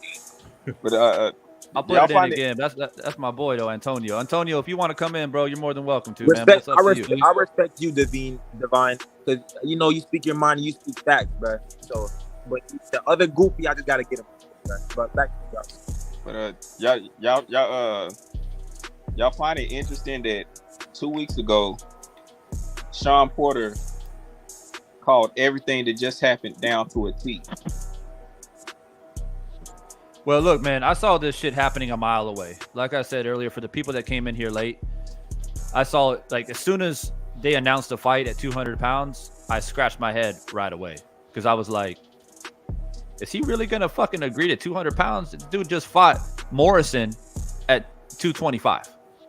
Now, I understand Benjamin saying, oh yeah, he should be able to make it. But look, I said this too earlier. In the very beginning of this live stream, we only had like 12 people in here. Now we got over 100. So I'll say it again. There is such a thing in boxing or in life in general, even if you're not a boxer, but you have to consider a couple of things. One, age, which Expert Genius brought up, right? You have a higher metabolism rate when you're younger compared to when you get older, right? You can still build muscle in your 30s, but it's so much harder to drop weight, okay? Second thing is genetics. Some people, genetically speaking, like I'm in my mid 30s, for example, but my metabolism is still good. If I cut my diet a certain way or whatever, I can drop, 20 pounds, right? I'm blessed that way and very thankful for it. But a lot of people don't have that. They don't have that high metabolism rate. They hit a certain age, genetics plays a role, boom, they're stuck. And we have to remember too, Hasim Rahman Jr. is cut from that cloth. His dad is a heavyweight or was a heavyweight champion. So he's naturally, just like his dad, a big boy, and he's getting older. Only the people, people sometimes take shots at people like, oh man, what the fuck, bro? You couldn't lose weight. Nobody knows your own body more than yourself and what your body is capable of doing or not doing. Now, the mistake has already been put a spotlight on it. Like the fact that he thought, like Expert Genius said, like the fact that you thought that you're going to make 200 pounds and maybe hopefully force the fight, to even assume that Jake Paul was going to be able to bend or willing to bend anyway, like you crazy for believing that. Well, he did explain that he was 216 because he cut the water weight, though. That explains that part of it. So if he started out after he rehydrated at, 225, 226, after rehydrating, after getting weighed, then him being down to 215 makes sense. And then one more week, 10 pounds, that's no problem. That's how I see it. But either way you cut it or slice it, Benjamin, Jake Paul's got the upper hand. Now, maybe not in boxing skill. Maybe we look at it, like, oh, Hasim, like he's a professional fighter. Like he shouldn't have a problem with Jake Paul. But in regards to age, to weight, to contract stipulations. Oh, yeah, penalties, the contract choked all him these out. Different things favors Jake Paul massively. So it's like if you tell a man that he's got to drop from 225 to 200 and you're already at 195. 205, remember, not 200. They changed it to 205. Well, they changed it. It started at 200. They changed it to 205 because the New York Athletic State Commission said 200 is not happening. We're looking at Hasim. Oh, you're saying his mentality at the time when he knew he was 225, 226, and he signed it knowing it was 200 at the time. I see what you're saying. Yeah, Yes. Correct. His last fight was 225. Okay, he said that when he sparred Jake Paul, he was 230. And Jake Paul recognized that. He was like, yeah, you were bigger than me, but I still beat your ass. Remember, Jake Paul said that. Right? Okay. So in just in a moment. So to Rahman's mind, he's thinking, like, why would you have an issue with 215 when you're telling the whole world that you beat my ass at sparring when I was 230? And I think that's relevant. Like, we can argue all day long in regards to should he have lost the weight, should he have tried to lose the weight. He was a week out, basically. So let's say he's 215 with 1 week to go. Let's say he can drop to 209. Okay, 209. He loses 6 pounds. Okay, he's a big dude. He's older. 6 pounds in a week is still, in my opinion, a pretty large amount of weight to lose as a heavyweight. Okay, we're not talking about welterweights and lightweights and middleweights. We're talking about a fucking heavyweight. All right, and what I mean by that is like, the more muscle mass you have, you're losing water weight. Your muscles are 75% water. If you're losing weight, you're losing muscle mass. You lose muscle mass, you lose power. You lose the ability to take punches as well because you're losing mass. More muscle, you burn more fat too, though. That's why it's harder for lightweight to lose muscle. That's why I was mentioning the Devin losing 11 pounds in 2 days and then fighting, because he's fighting at 135. It's hard for them to cut weight, but somehow he did it still. Well, he's also 24 years old. And, well, yeah, but that's and it's not it's not an uncommon thing, by the way, though, Benjamin, where fighters are fighting at 130, then they fight at 135, then they fight at 140, then they drop back down to 135, et cetera, et cetera, et cetera. Yeah. It's not common for heavyweights to go cruiserweight, heavyweight, light heavyweight, cruiserweight, heavyweight. I mean, Roy Jones Jr. and a few others are and Bernard Hopkins are very few examples of that. Most heavyweights. If he claims it was 226, he only lost 10 pounds in 3 weeks. So that's another. You're probably right. Yeah. Heavyweights don't go down in weight. Like, a lot of people said, oh, maybe Deontay should go fight at cruiserweight. Well, why? Why would Mike Tyson fight at cruiserweight? Mike Tyson was a small heavyweight as far as weight was concerned, but he was a beast, right? So my point is that you just don't, when you try to drag a big heavyweight, and Hasim Rahman Jr. is not a small heavyweight. He doesn't fight at 210 at a heavyweight. He fights at 225, 230. He's a big heavyweight, or I would say medium heavyweight. Like, big would be like Tyson Fury, right? No, I think the heaviest he been was like almost 270. Right. He's a big boy. So you just don't see it happening where a cruiserweight calls out a heavyweight and says, hey, you got to come and fight me at fucking 200 pounds. Most heavyweights be like, man, get the fuck out of here. Yeah, that's pretty selfish.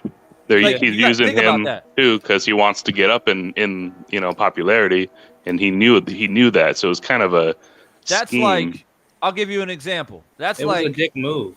Now you can see Usyk, right? He dominated cruiserweight, move up to heavyweight, beat Joshua, right? That makes sense because cruiserweights move up all the time to heavyweight. Happens all the time. Lightweights move up to cruiserweight all the time. But that would be like Usyk then decides, you know what? I'm going to go back to cruiserweight.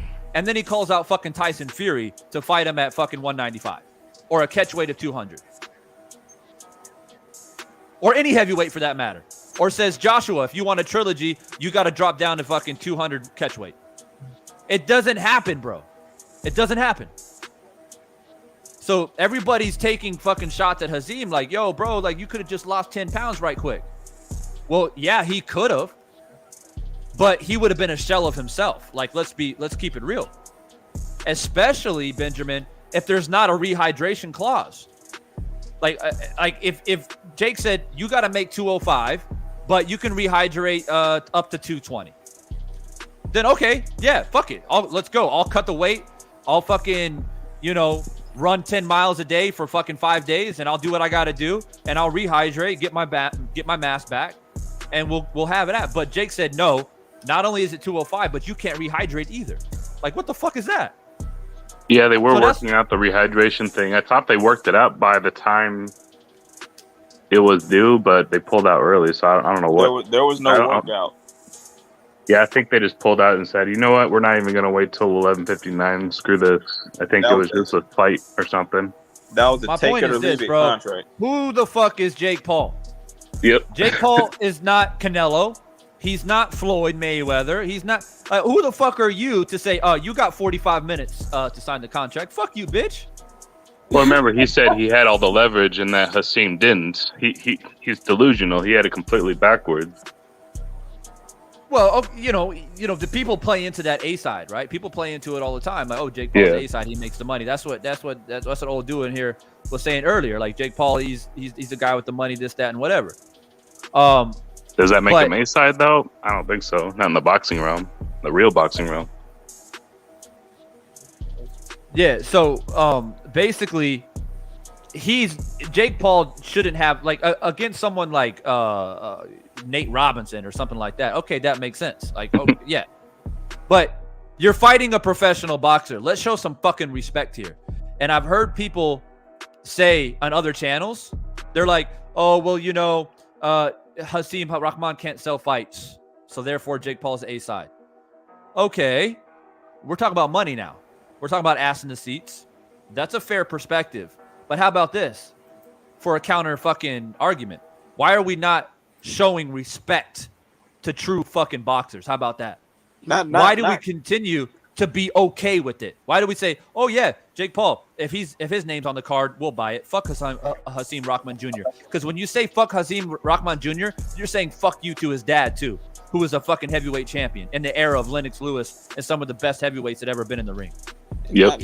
Not only that, when have asses in the seats ever helped the fighter win? Facts. Never. Well, Jake Paul doesn't want to humble himself and fight the lower fighters that are at his level. He wants to sell big fights. He's about the money. He's more business oriented. He's trying to do this, YouTube. I don't know. Spin on it. Eric Draven. Not familiar with you, bro. What's on your mind? I don't know. I think he's disrespecting the whole sport. Can you guys hear me? I'm having audio issues. I hear you. I hear you. Yeah. Like I said, what cruiserweight calls out a heavyweight? This is all about money and his name. And I mean, I think he's disrespecting the sport. And, I despised him before he was in boxing, and I despise him now. His brother, too. Everybody he's calling out is smaller than him that he actually wants to fight. Who, that Paul's calling out? Yeah, everyone that Jake Paul actually wants to fight is smaller than him. Yeah, for the most part. Yeah, I can agree. Yeah, that's true. I just thought, like I said, he don't have to work his way up through the amateurs or do no fights or earn this or earn that. It's all because of his money and his name. When you got guys out there that use this sport to support their families and feed their families, and they have to go up the ranks, through the ropes, and earn their shot, and then the polls act like rules don't apply to them. They're wealthy, so they can do whatever they want and move people around like game pieces. And it's enough money for multiple lifetimes. Hey, y'all can hear me? Yeah. Y'all can hear me? I hear you. Oh, my bad. He's just exploiting a loophole and laughing about it. That's pretty much it. I mean, I love the sport of boxing, so don't think it's just pure hate towards the balls. But I love the sport, and I'm tired of seeing his face around the sport because I don't think he takes it as serious as he's saying he does. And let me piggyback on that real quick. Let me get this guy. Hold your thought, King of Kings. Luis, ¿qué pasó? What's on your mind?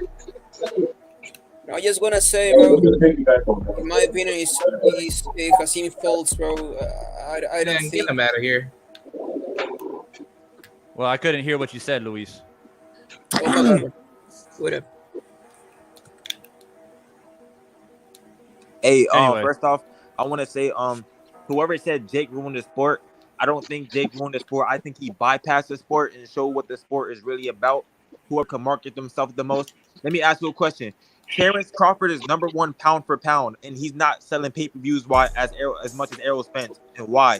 Because Errol Spence markets himself better. So I don't think Jake Paul ruined it. You know what I'm saying? Yeah. Is skipping the line ruining the culture of it, though? Yeah, kind of that way. Because I'm kind of on the fence about thinking.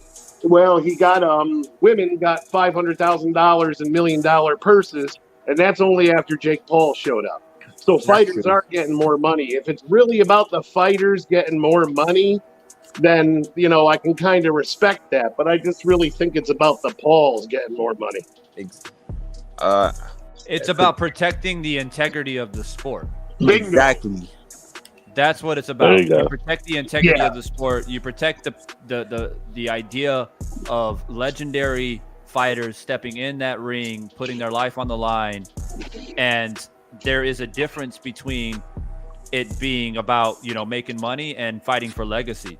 Yeah, boxing, think about it. Boxing, just like any other combat sport, going all the way back to the gladiator days in Rome, it's always a blood sport.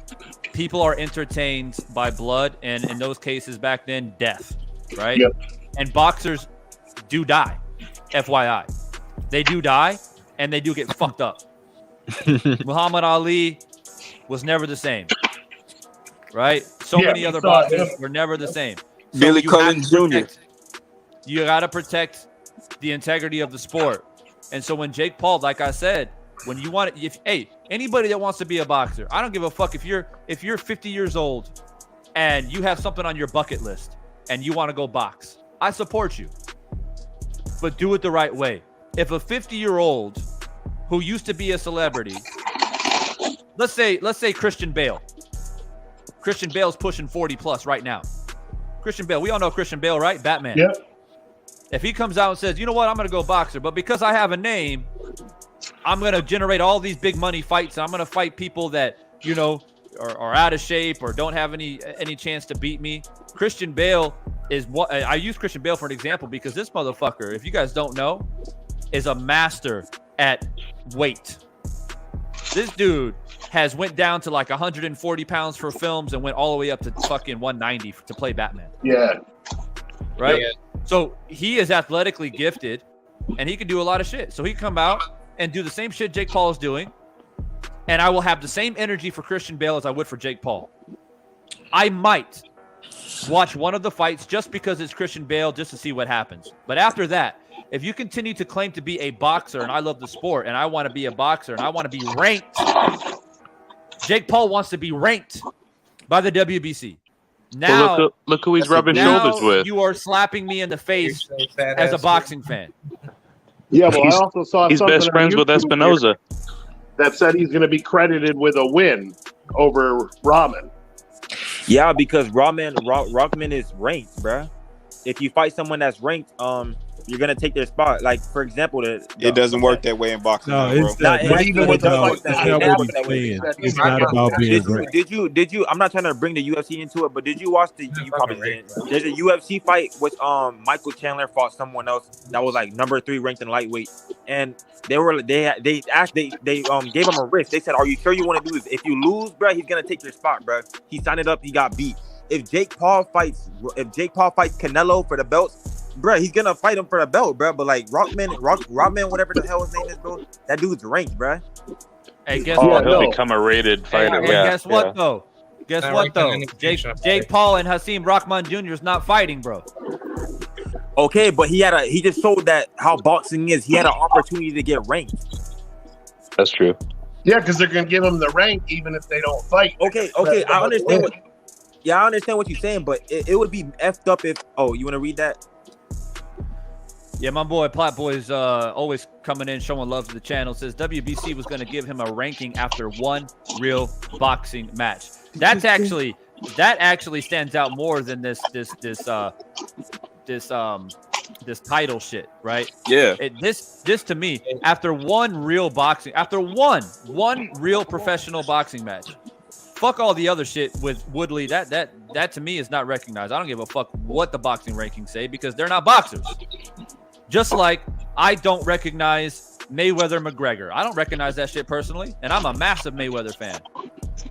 McGregor's not a boxer, even though it's recognized as Mayweather being 50-0. I personally don't recognize it, but I guess my opinion don't matter. I don't recognize it either. Nonetheless, I got a fucking opinion and I stick to it. But after one real boxing match against a real fighter, a real boxer, I should say boxer, I should emphasize that, you're going to get a ranking. That's a slap in the face to all current boxers. All current active boxers. It's not people purchase rankings to begin with, so it's nothing.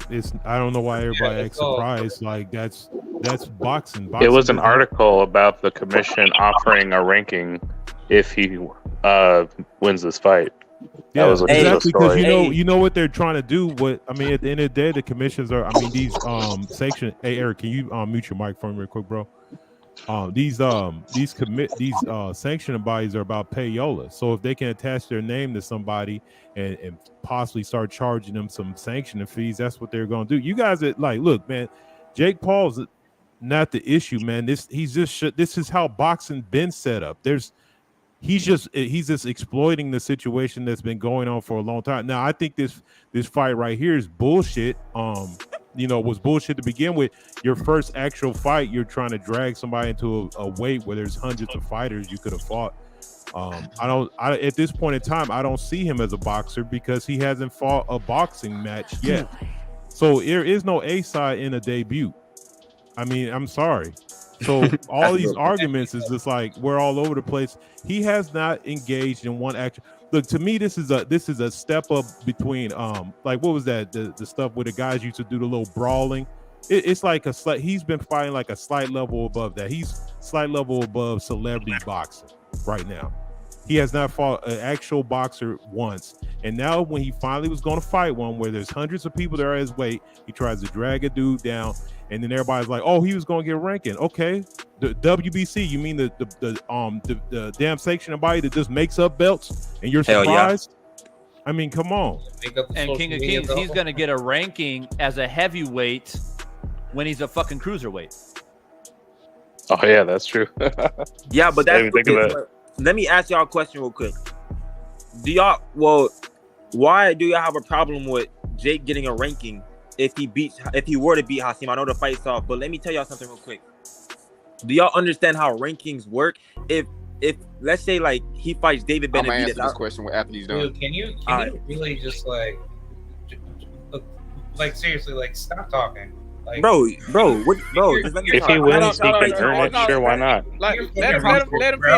Let me talk, bro. Because I have an answer. He'll beat you the fuck up in real life, bro. He will beat your ass in real life, and I put it on. Bro, come fucking see me. I'll beat the living fuck out of you, still live with your mom? Hey, bro, do you still live with your mom? Come fucking see me. You still live with your mom, bro? I'm not afraid of you, man. What I would like to say, hey, y'all, man, quit the internet. Hey, K-Rod, 27-year-old man, 27-year-old man. Yeah, you're 18. K-Rod. K-Rod, you're getting agitated. I feel you. Yeah, because he's let the man say what he wants to say. And if he says something wrong, he's got a handful of gentlemen on the panel that are very experienced, and he'll get educated. So it is what it is. So say what you want to say, bro. So K-Rod, let me ask you a question. Oh, all of y'all, because someone said they were going to answer after me. Expert Genius said he was going to answer. Expert Genius, my bad, boss. Mistake me if I'm wrong. Rankings work. They fight. You know, they get a ranking up and whatever. But according to the rankings, if someone is ranked below you, that means that you're quote on papers you're better than that fighter until they start getting up on the ranking. Jake Paul marketed himself to where someone that ranked called him out. Yes, y'all having a problem with him being ranked after his first time fighting a boxer, whatever like that. Floyd Mayweather's debut, he did not fight someone ranked. What's his name? Tank Davis did not fight someone ranked. Ryan Garcia, they didn't have that marketing ability. So I don't know why y'all complaining about him getting fighting someone accepted the offer that was ranked and gave Jake an opportunity to fight him while he was ranked. That's why it was dumb for Hasim to accept it. But why did he accept it? Because he wants to knock out Jake Paul because of all of his mouth and stuff like that. But yeah, what you have to say, bro? All right, now reason why I have a problem with it, because there's a lot of professional fighters that have fought a ranked fighter but still haven't gotten to the rankings. Now, how you said how the rankings work, this is not a video game. Rankings don't work like that in real life. There's been a lot of fighters that's ranked, that's fought another ranked fighter, but didn't go over that ranked fighter or replace them. Like I said, this is not a video game. That's not how rankings work. It might read that way on paper, but that's not how they do it. If you've been paying attention to boxing, I don't know how old you are, but if you've been paying attention to boxing, it does not work that way. Hey, you're overcomplicating it. Bottom line, he said Divine just said they were going to rank him at heavyweight. The reason why we have a problem with him getting a ranking because the fight is not at heavyweight. Yeah, bottom line, that's all there is to it. He's getting a ranking in a division that he never fought in, and so at the very it might be more understandable if they were saying they're giving him ranking at cruiserweight. You're dragging a heavyweight. It's literally like this. It's like, and this is more of extreme. It's like LeBron playing a basketball game against some football players and then getting ranked as a top football player. Is it like it's not? It got to be comparable. It has to be in the same situation. So you can't go fight somebody at 200 pounds and then get a ranking at heavyweight, and the fight you were in is at cruiserweight. So it's just that simple. That's why we have an issue with it. So if he went up to 201 and fought Rahman and they wanted to rank him, fine. That was a heavyweight fight, but it's not a heavyweight fight. All valid point. Let me flip the question right quick. How about this though? Because we say a lot of what ifs. What if Jake Paul beats Hasim Rahman Jr., right? What if? Well, first off, we got to fucking figure out what goddamn weight they're going to fight at, right? But let's just assume. Let's play devil's advocate here. And let's say they fight at fucking 205. Hasim concedes, drops weight, and the fight happens. What would your energy be like if Jake Paul gets knocked the fuck out? My question then is, can we then say, Jake Paul, no more of this fucking blasphemy? If you want to continue to be in boxing, you got to take a step back and do it the right way, because that's fucking embarrassing. You drop a man 20 pounds and you got your ass fucking lit. You got lit up. He'll probably retire. No. So what if he goes out there and he seriously hurts Jake Paul? Because he looked like he runs around. What happens if he go out there and seriously hurt him? Who would be at fault? Oh, imagine this, bro. Imagine if Hasim Rahman literally lines up a 1-2 and seriously injures Jake Paul. Right? Then he learns a lesson. This is not like something that is out of this world. We're talking about a guy who comes from like lineage of a man who knocked out Lennox Lewis. Y'all understand what I'm saying? Yes. Okay.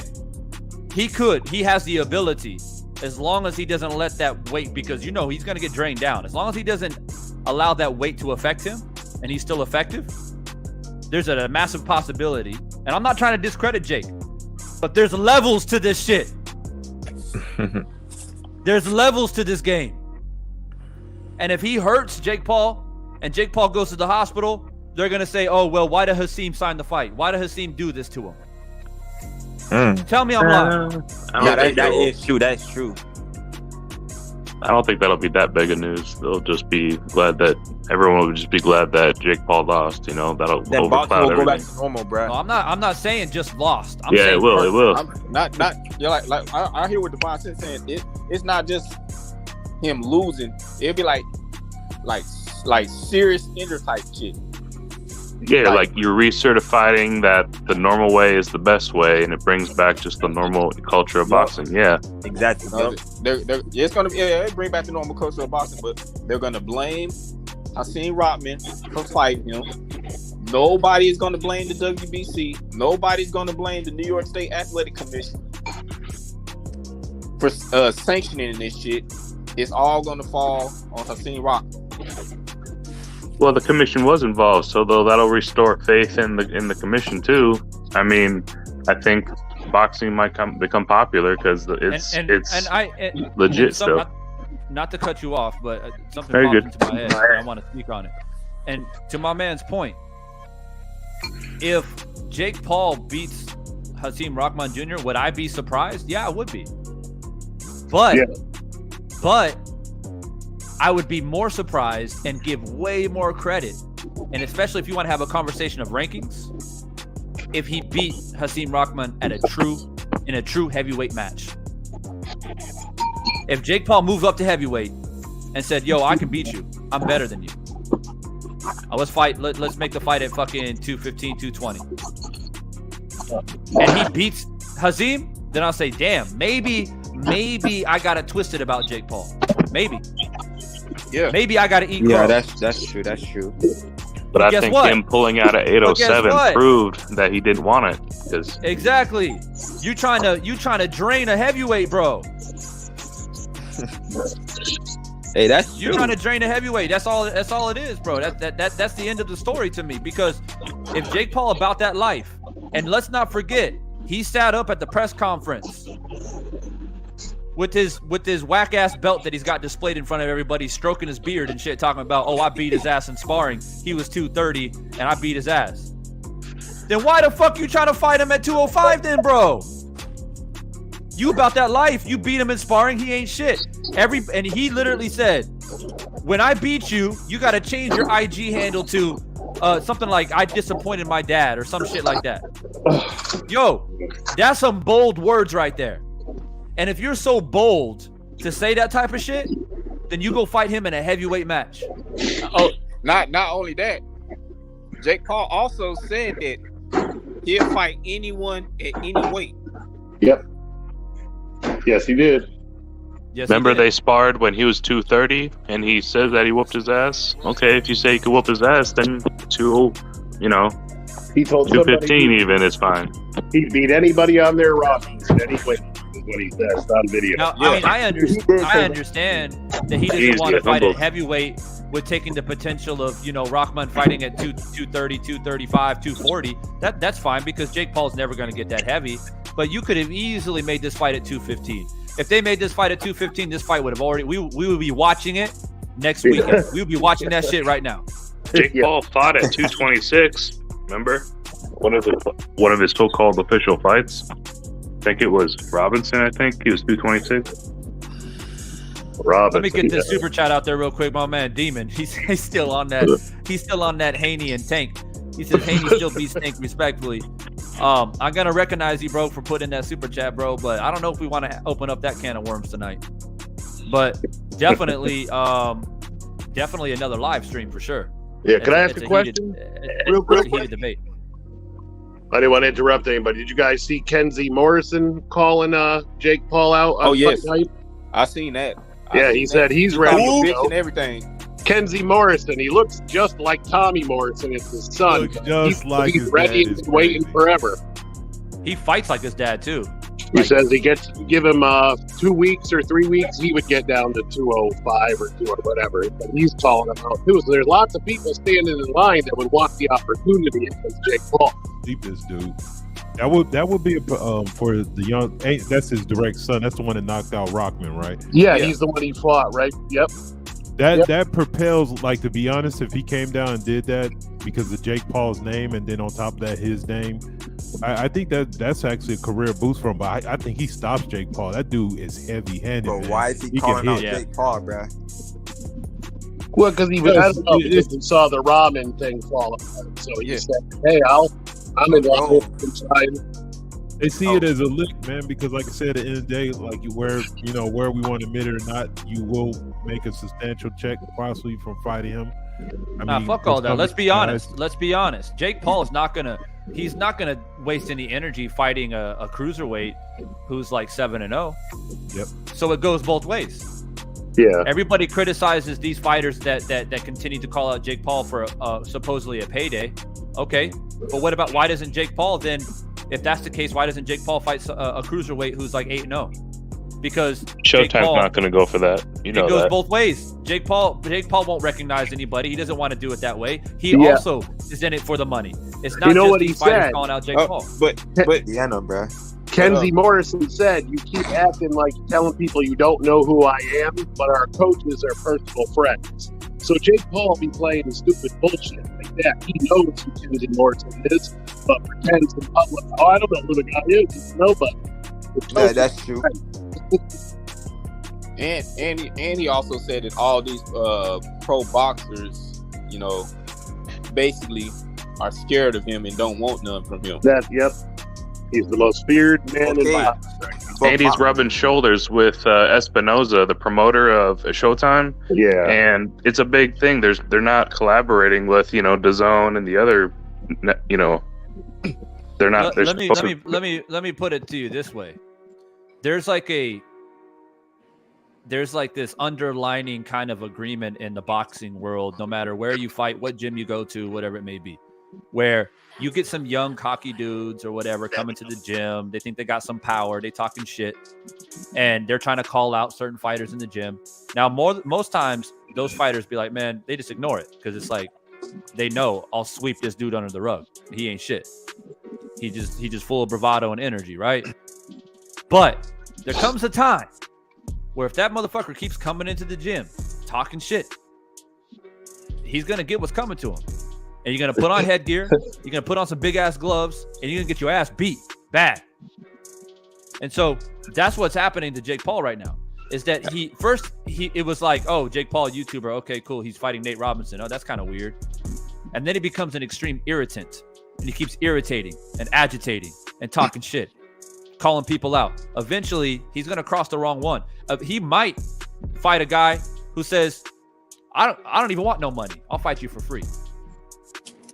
Yeah. 16-ounce gloves in front of the whole world. I'll wear 16-ounce, you can wear 10 ounce, and I'm gonna punish you. I don't want no money.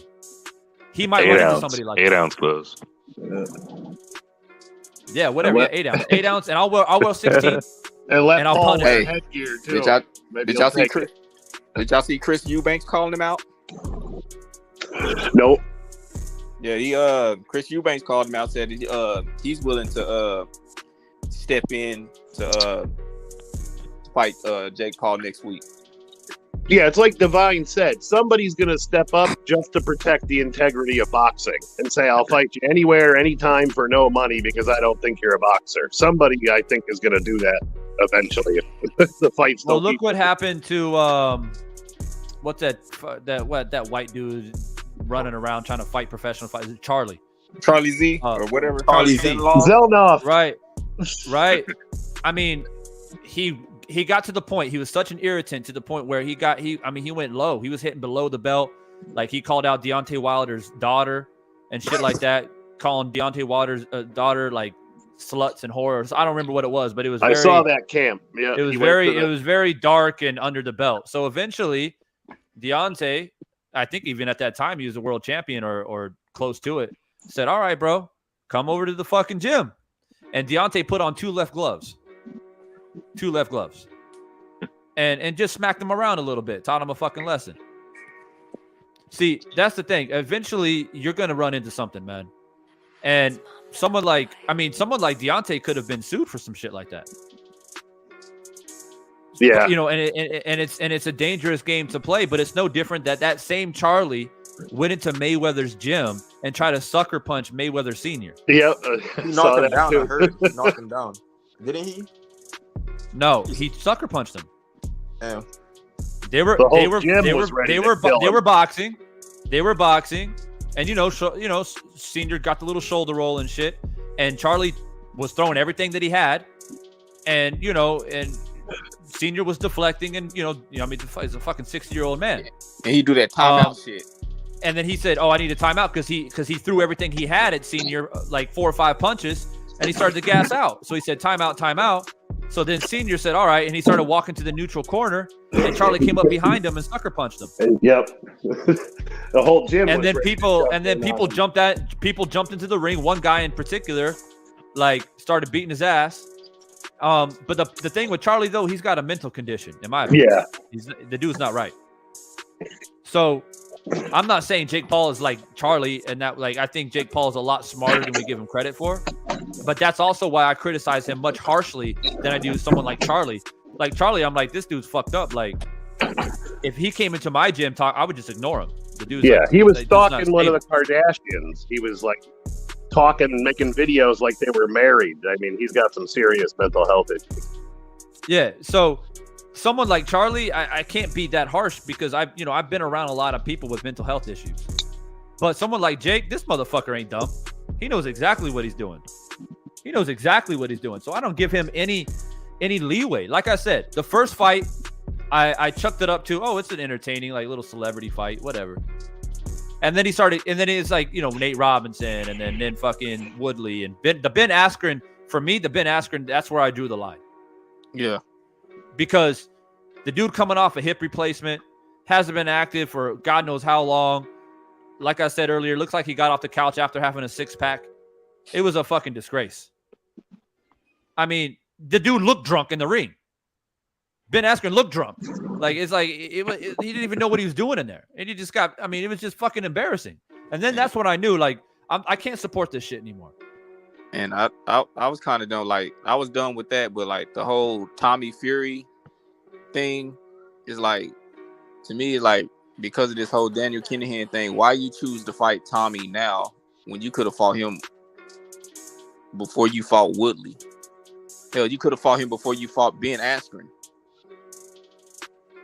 Oh yeah, well, I got to get a couple fights under my belt first.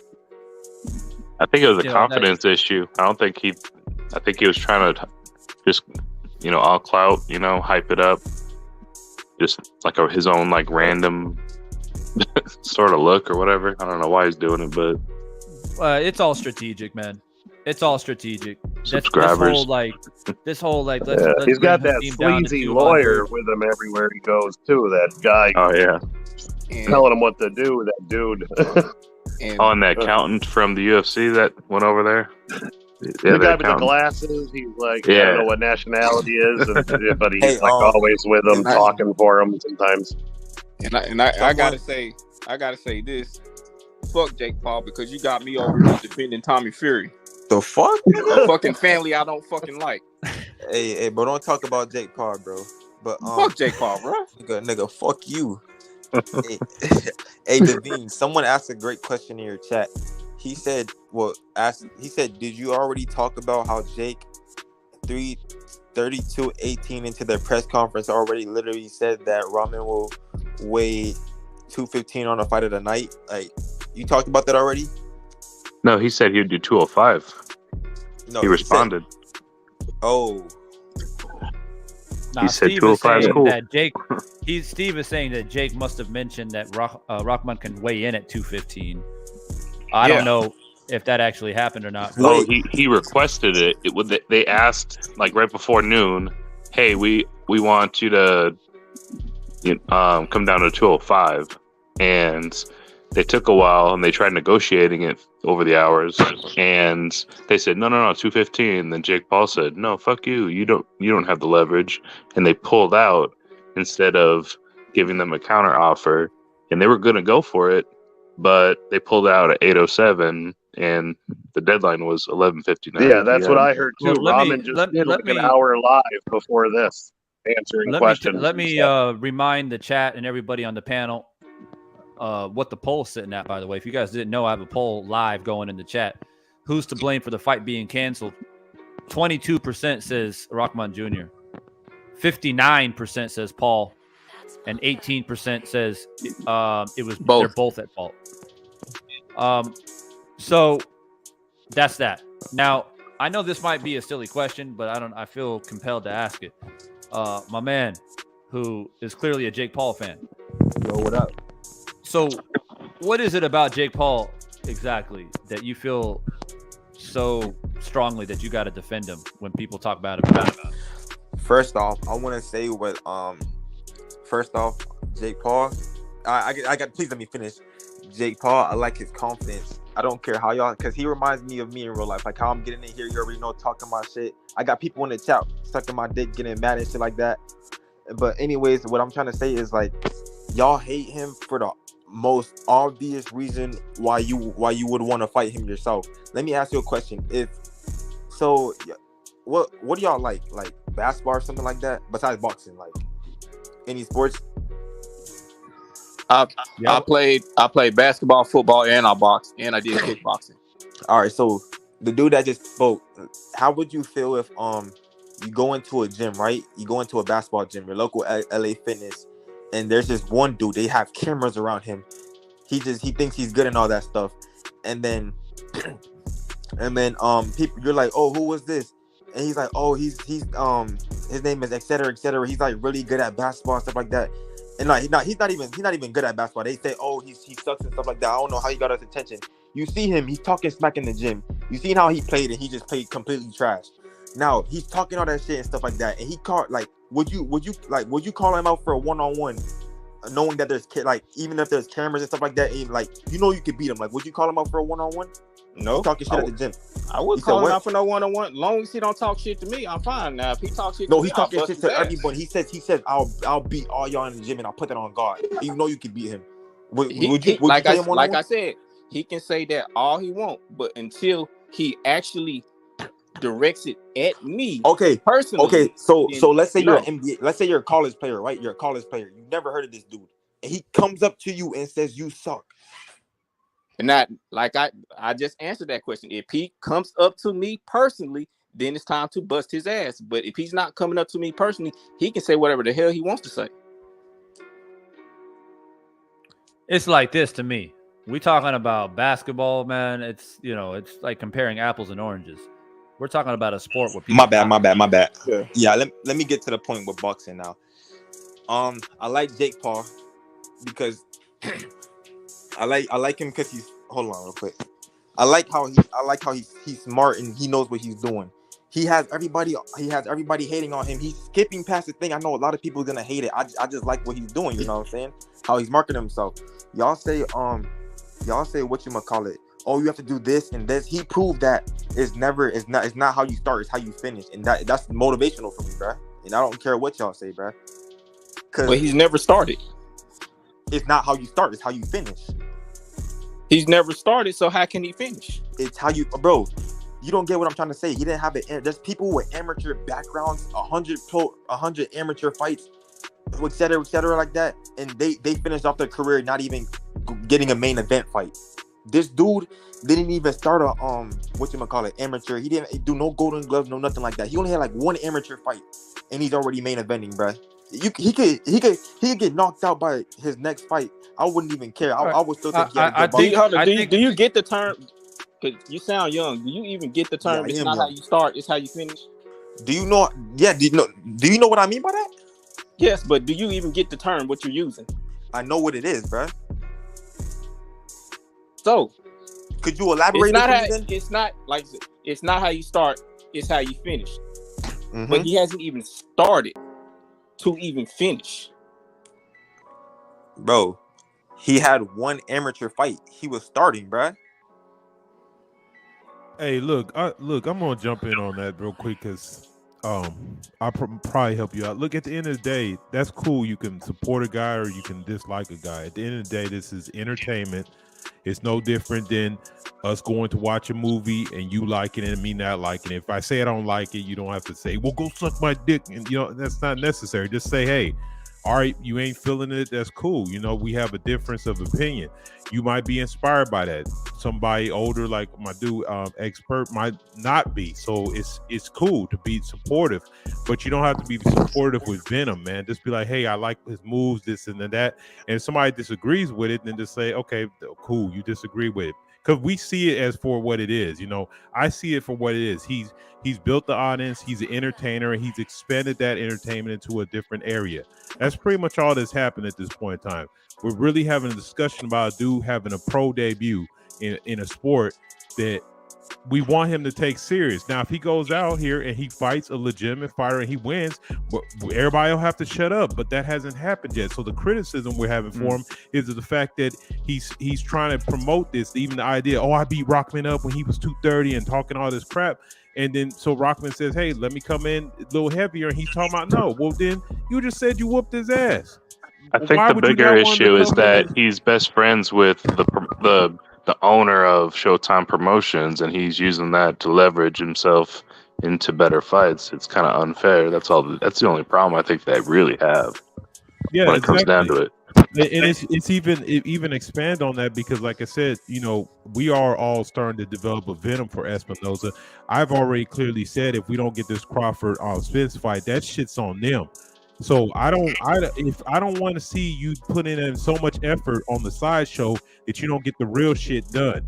And that's my problem with the thing about it. So yes, Jake Paul, yes, he's entertaining, he's funny, he inspires the young generation, he's part of that group or whatever. He's an internet troll, he's developed that into a successful business. He's an entertainer. I'm cool with that. But at the end of the day, if I say, well, I don't feel you're a legitimate boxer because you've never actually been in a legitimate boxing match, how could that person be called wrong? Because it's true. He hasn't been. So it's not necessary to be so angry about it. At the end of the day, he's going to prove it or not.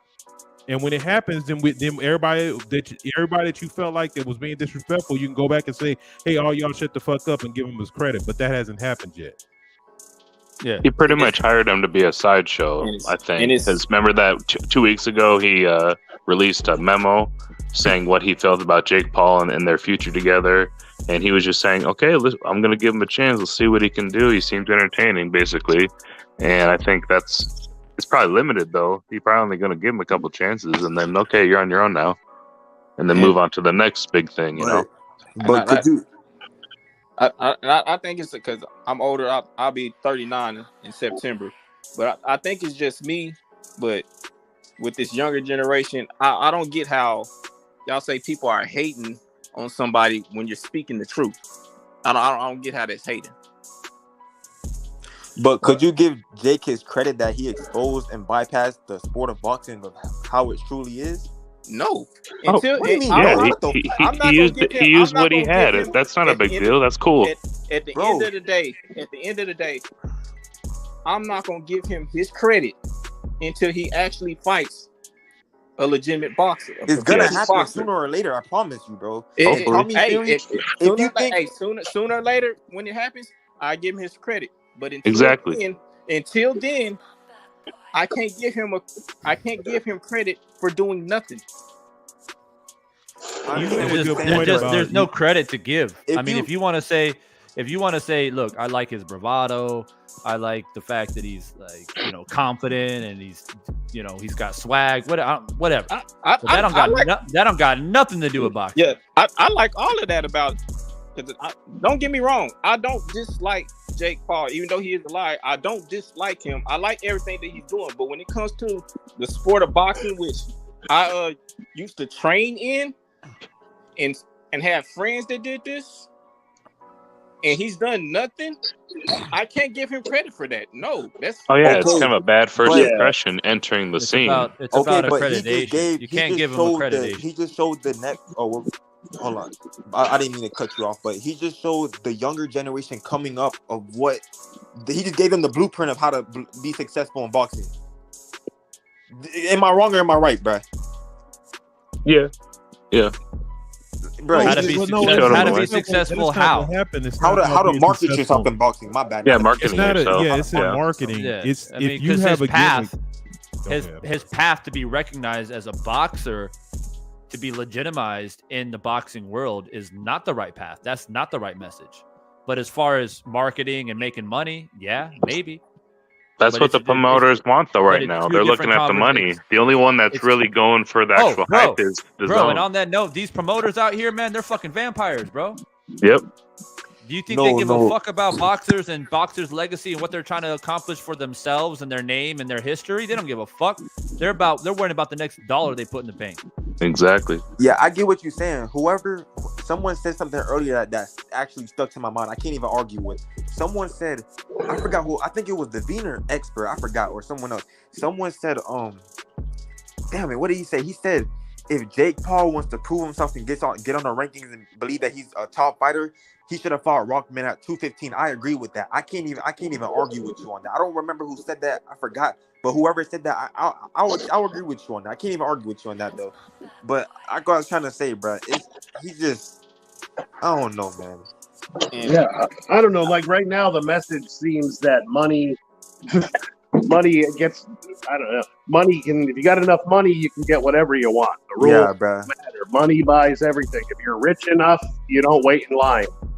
And let's be honest too. If Jake Paul wasn't who he is, with the entitlement and being a superstar and all that shit, like none of this would be happening right now. Hell no. He would be another, middle class white dude trying to be a boxer, going to the gyms and trying to fucking do it like everybody else. Yeah, his mommy's going at Rahman on Twitter. And we would know if he was really good or not. We would know if that power is legitimate or not. We would know that when things get tough, can he fight in the 9th round, the 8th round? Because he hasn't proven any of that. Like, I want to see him. I want to see somebody take his punch and punch him in the face in the 7th round. And let's see what he does. He thinks he's revolutionary.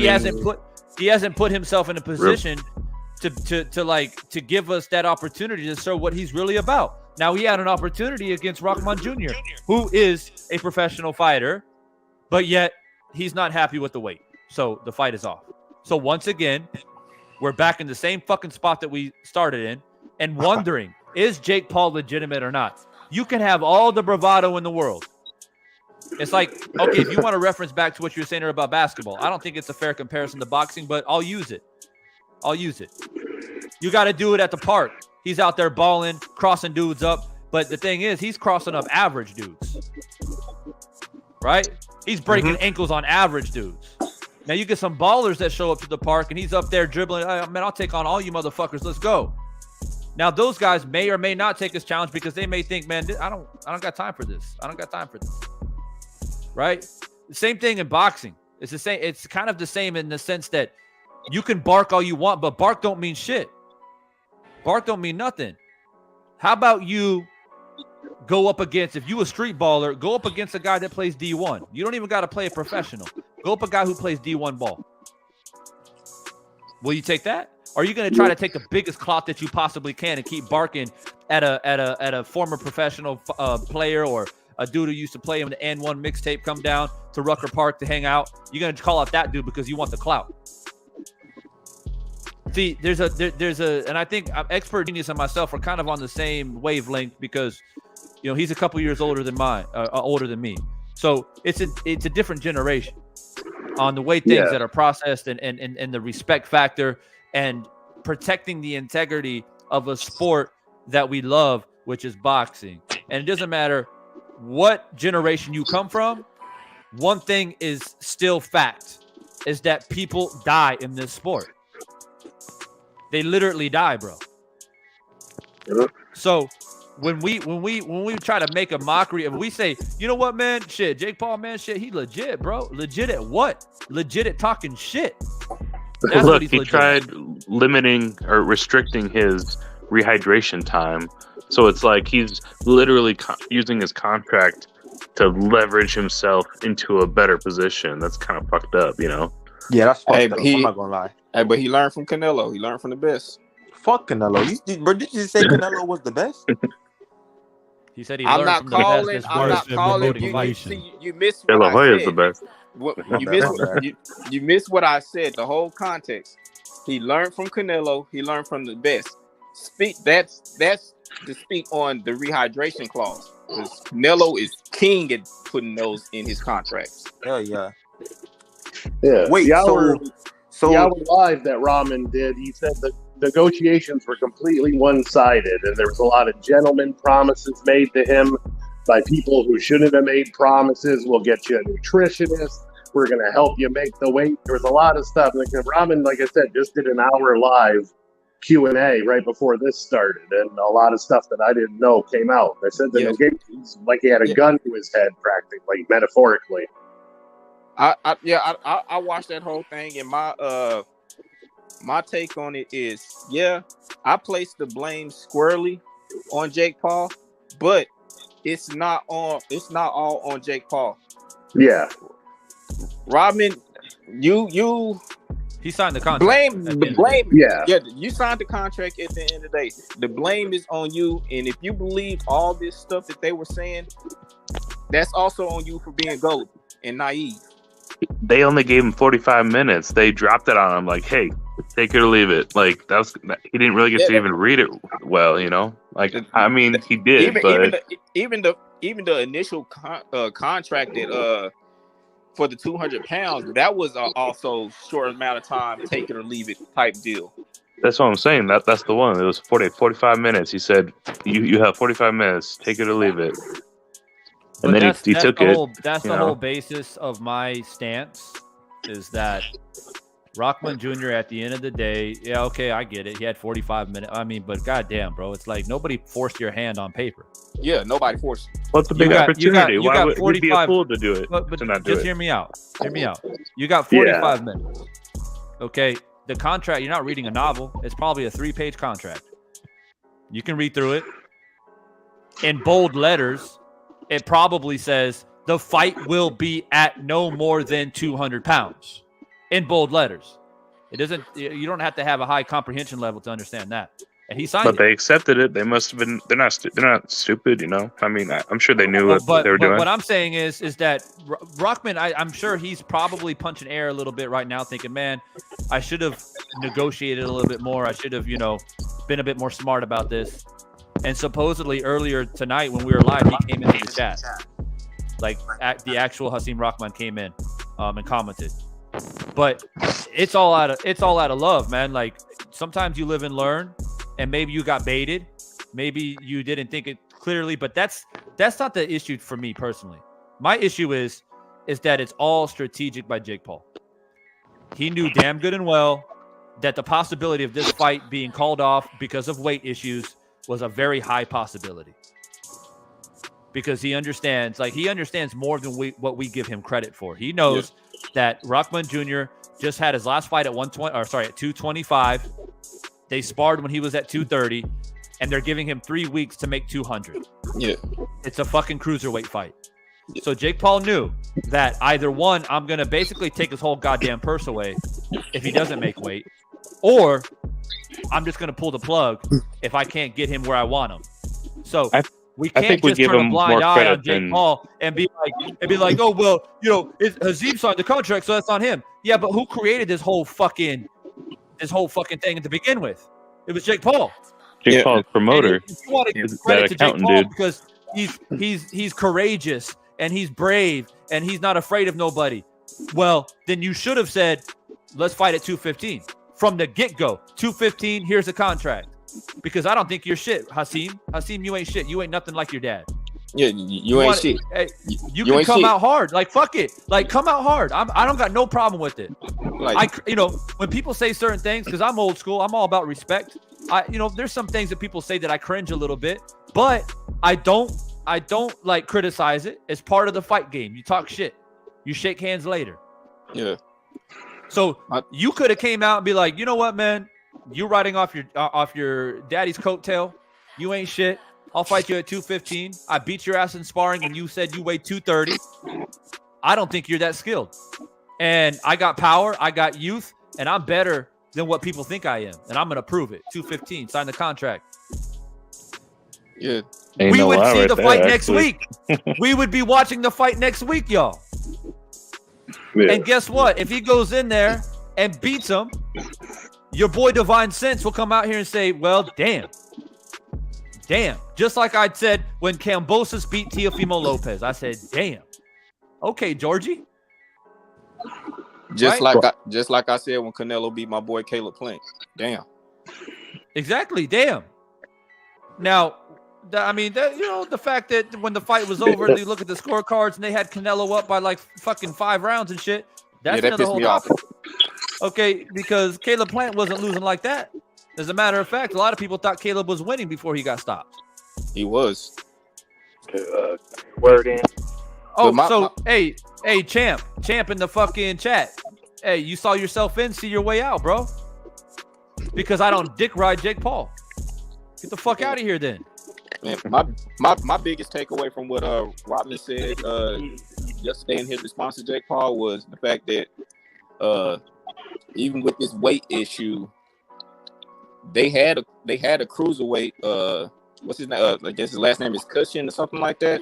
That fights at cruiserweight. They had him as a replacement if everything fell through. They could have saved the event. So why cancel the whole thing when you actually have a replacement that could have saved the event that fights at cruiserweight? Well, he supposed that's why we think he was scared, or he was just listening to his promoter. Yeah, Rahman said because he listened real close to him. True. So it's just irritating, man. It's just fucking irritating. You guys come in here. I don't know why do you all get so fucking personal about Jake Paul? What the fuck does Jake Paul do for you for boxing? What the fuck? Y'all like I somewhat get it. You know, when Spence and Crawford people go at it, that makes sense because that's legitimate. Yeah. That's real shit. He's giving hope for the YouTubers to get in the sport. Why y'all talking about Jake Paul like this? Why y'all talking about Jake Paul? That's my boy. That's my boy. Man, if Jake Paul saw you in real life, he'd say, get the fuck out of the way, peasant. That's what Jake Paul would say.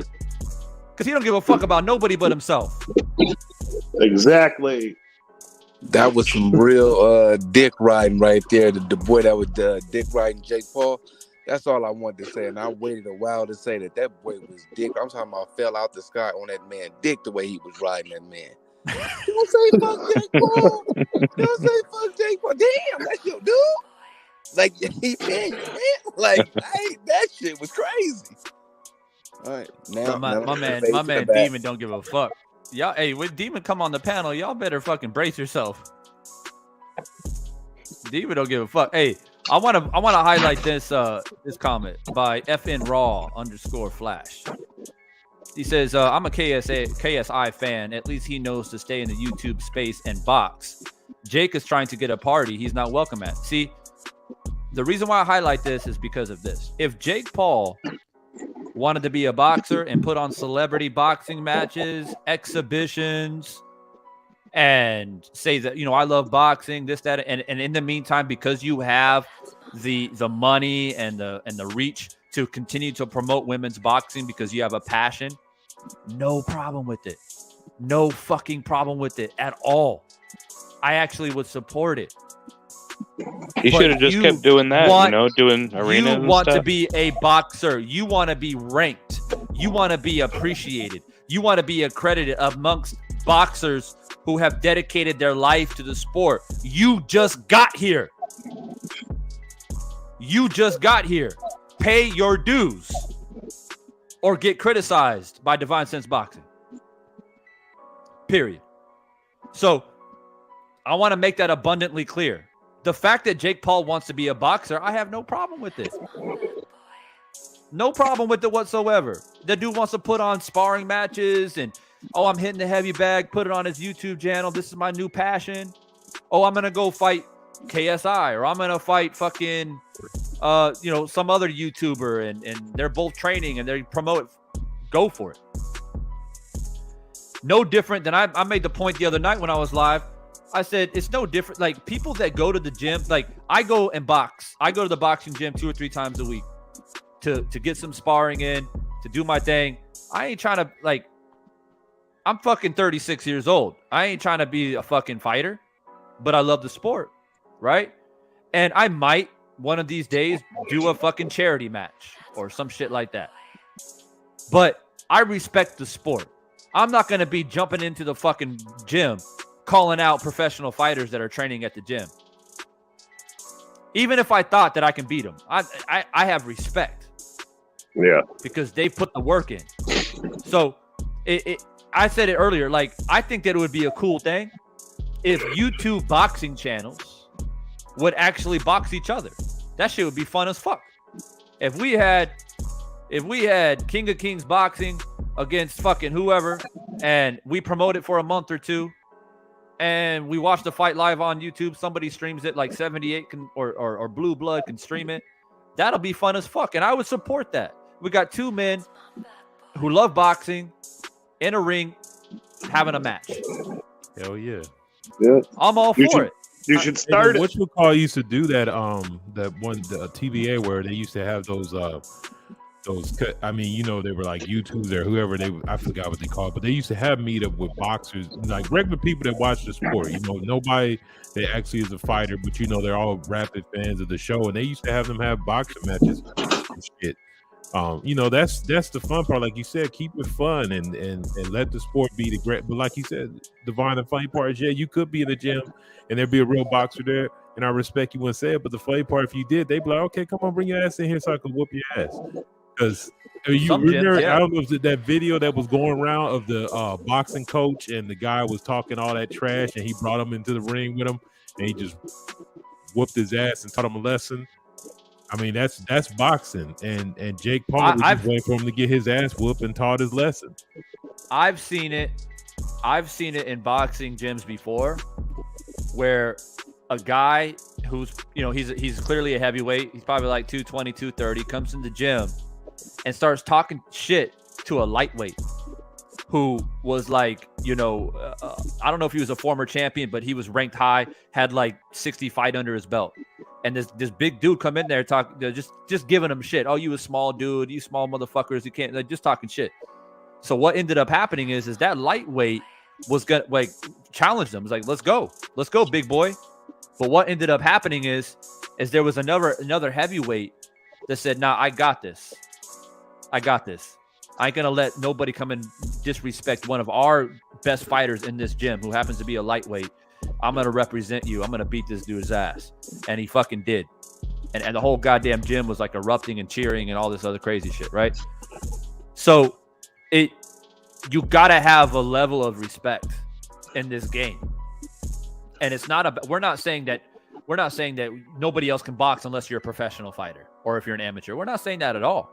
Anybody can put on gloves and go, and in this day and age, because of social media, you can go to a local gym, live stream that shit, and people can have a great time watching it. Like I said, any big channels out here go head to head just for fucking fun. Let's we used to actually do that on YouTube.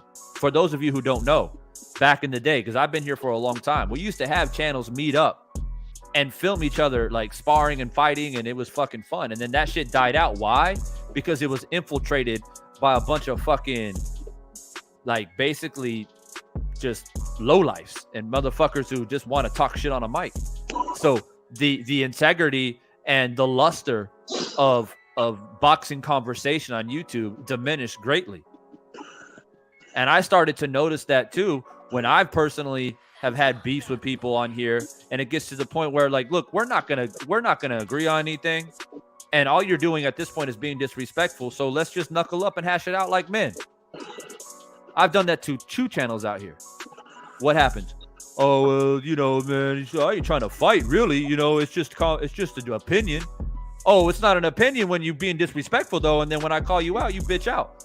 So they're just Jake Paul loyalists. That's all. They're just trying to give him the benefit of the doubt and all that. I understand that. I'm just saying that there is a thing where in humanity where men or women too, in some cases, that if you got an issue, there's nobody stopping you from going down to the local gym and fucking hashing out your differences. Well, you got a channel out here called Street Beefs, right? Where they put on they have their own little like sanctioning, and they have their own little champions, like, you know, inside champions, street beef champions and shit like that. And they do MMA, they do boxing, which is all fine. But the one thing that I respect about Street Beefs is that it takes people off the street from fucking trying to kill each other and put them in the fucking ring and hash it out. And when you fight and whoever wins, loses, whatever, you shake hands and you keep it moving. That's how it should be. That is all under the umbrella of combat sports, a gentleman's sport. And when you get somebody like Jake Paul, he taints that. He taints that ideology of what combat sports are supposed to be. And he makes a mockery out of it. And that's what I have an issue with. I agree. You make a great. That's the thing about it. It's this whole internet game. What started destroying the YouTube when we talk about boxing is when these fucking weirdos realize they can make money on here and not really have any knowledge of the sport, and that caused a problem because you bring in, you know, people that just try and talk shit, or they're going to say what's provocative so they can build their following wherever, and it's really annoying. Look, my biggest issue with the internet is, like, you know how it was back when we were younger, Divine. There was always a level of respect because there was always some level of possible danger. If you said "fuck you" to me in my face, that's your ass. Now it's like, oh, you can, like, just even, you know, the young dude suck my dick. Like, why are we doing all that? That's very childish. It's not necessary, but that's the community that Jake Paul come from. Oh, I got your hat, and run off like a little girl and run. Like, come on, man. It's so childish, and it's so. We're talking about grown men that have fought, you know, that have gone through struggles, that are out here training, that are getting paid $10,000 for a fight, having to give a trainer half of it. They're struggling, trying to do something, trying to eat, you know. And you're turning it into some kind of goddamn game, and it's ridiculous. Like, it's undermining these professionals, and they deserve the utmost respect. Let me recognize this super chat from T from I'm not sure if it's LOC or Lock or however you pronounce it, but I appreciate you dropping in the super chat. It says, thanks for the late night content, Divine. It's my pleasure. It's my pleasure, you know. And I had a feeling that some shit was gonna pop off, and it did, because every time I mention Jake Paul, people get in their feelings. I don't know why they do, but they do. And I'm happy to entertain you guys, and I appreciate you guys with the support. Just hold that thought. Payne 1993, what's on your mind? Payne 1993. Fuck me. Exactly. Bye, bitch. I think he's just trying to market his promotion company and then transition to that. I think he's just a business move. He's trying to, you know, hype up that and then promote other boxers and fighters, UFC, whatever. I think that's all he's trying to do. I don't know. revolutionize the boxing scene or something. I say go for it, do your business, but don't try to be this all-powerful famous boxer when you haven't even shown yourself. So get some wins and then I'll, give you props. It's not hating. Hating would be he beat somebody like Hasim, and then we come in here and say, "Oh, it wasn't legit," and this and that. And, that's different. That's hating. All right, it's not hating when we're clearly saying, "Well, what are we supposed to give him credit for? Because he hasn't done shit." How's that hating? No. Well, I think somebody mentioned it earlier about the new generation confusing that term. They use it way too much. Just because I'm critical of you doesn't mean I hate you. Hate just means I have for no reason I talk shit about you. That right. If I say to you like a factual statement, you have not had an actual fight, that's not hate, y'all. Y'all got to understand that I understand, like, I know people are more sensitive now, but criticism is not hate. Because the best way to deal with criticism is to show the opposite. If I criticize you and say Jake Paul's now, has a legitimate fight, he goes out here and fights a legitimate guy and beats him up, then automatically my criticism becomes invalid. And now, like you said, if I keep saying something after that, then that is hate. But we're not saying nothing that's dishonest. I mean, you want to go to a restaurant and have a cook make you a meal that ain't never fixed nothing before. I mean, that's just is what it is. Wow. Oh, man. Right? Oh, they coming out tonight, bro. Talking about respect. There's somebody's ass. There's respect for you. There you go. There's a but like you said, King of Kings. That's the type of people that Jake Paul hang out Sergeant with. Brown. Yes, sir, that's them. That's them. Yeah. And this day and age, we're not allowed to disagree. Like he just said, it's like we're not allowed. You can't have a difference of opinion like we used to just be great about this country. But now you don't agree with one narrative and you're hating or you're a bigot or whatever. You're not allowed to really have an opinion these days. From what I see, I mean, that doesn't mean. No, you're right. It's the soccer generation. Everybody gets participation award. That's what it is, man. When soccer became the most popular sport in America, it killed everything because it's like, hey, we used to have field days. If your ass didn't win, you didn't get a fucking ribbon. But now everybody gets a ribbon because you showed up. It's just like, come on. It's just the privilege. Lazy. These kids aren't competitive, man. I told somebody the other day. I said, if they were telling me about their son. And he's like, oh, he's never been in a fight before. I'm like, how old is your son? Oh, he's 22. And I was like, well, your son's a fucking weirdo. Like, you know what I'm saying? Like, that you should not be a male, get that old, and not get pissed off and swung at somebody before. It's just they're soft, bro. They're just softer. That's just all it is to it. We used to have criticism. We used to have debates. We used to have arguments. We used to play the dozen. We used to talk shit about each other. We used to scrap, slap boxing, body boxing. We did that shit. That's our generation. This generation don't even want to get touched. They feel like you're violent because you said words to them. Like it just is what it is. And so he's the epitome of that. And so that's why we have disdain for somebody like that, because we knew dudes like that growing up and we used to knock dudes like that out. So that's how we feel about him. So now he's in here making a mockery of something that I've seen great people like Muhammad Ali fight tooth and nail to be a part of, and you're here being a jackass about it. So of course there's going to be irritation with a guy like that. Yeah. All the city athletic associations are all they've been giving out participation trophies and medals since mid 90s, and all these kids that have been growing up from there, including me, not me specifically though, but they're all kind of pussified. Winning isn't really sought after. Oh, it's okay if we get fourth or fifth. It's like, no, go for first. It used to be just a first, second, and third trophy. I think back then it was just first and second or something. We're very entitled, very entitled generation. Very entitled. Oh yeah. Hey, whoever this dude in the back. Hold up. This guy in backstage archive. You ain't getting in, bro. You already showed your ass. You ain't getting in. You out there looking stupid. I'm gonna ban you and report your channel. I ain't about that life tonight. Y'all doing some dumb shit. So Keep looking into the camera like a fucking weirdo. Yo, that's right. Leave, bitch. Now, I don't know who this. I don't know who this dude is either. Right here. Yo, what's on your mind, bro? I don't know. What's good? What's goody? What's good? Who y'all think gonna win, though? What's up? I said, who y'all think gonna win, bro? On what? On the game, cuz. What y'all talking about? What you talking about? We're not talking about Can you game. add my friend, bro? Can you add my friend? Can you add my friend, bro? What? Can you add my friend? You want to talk about boxing?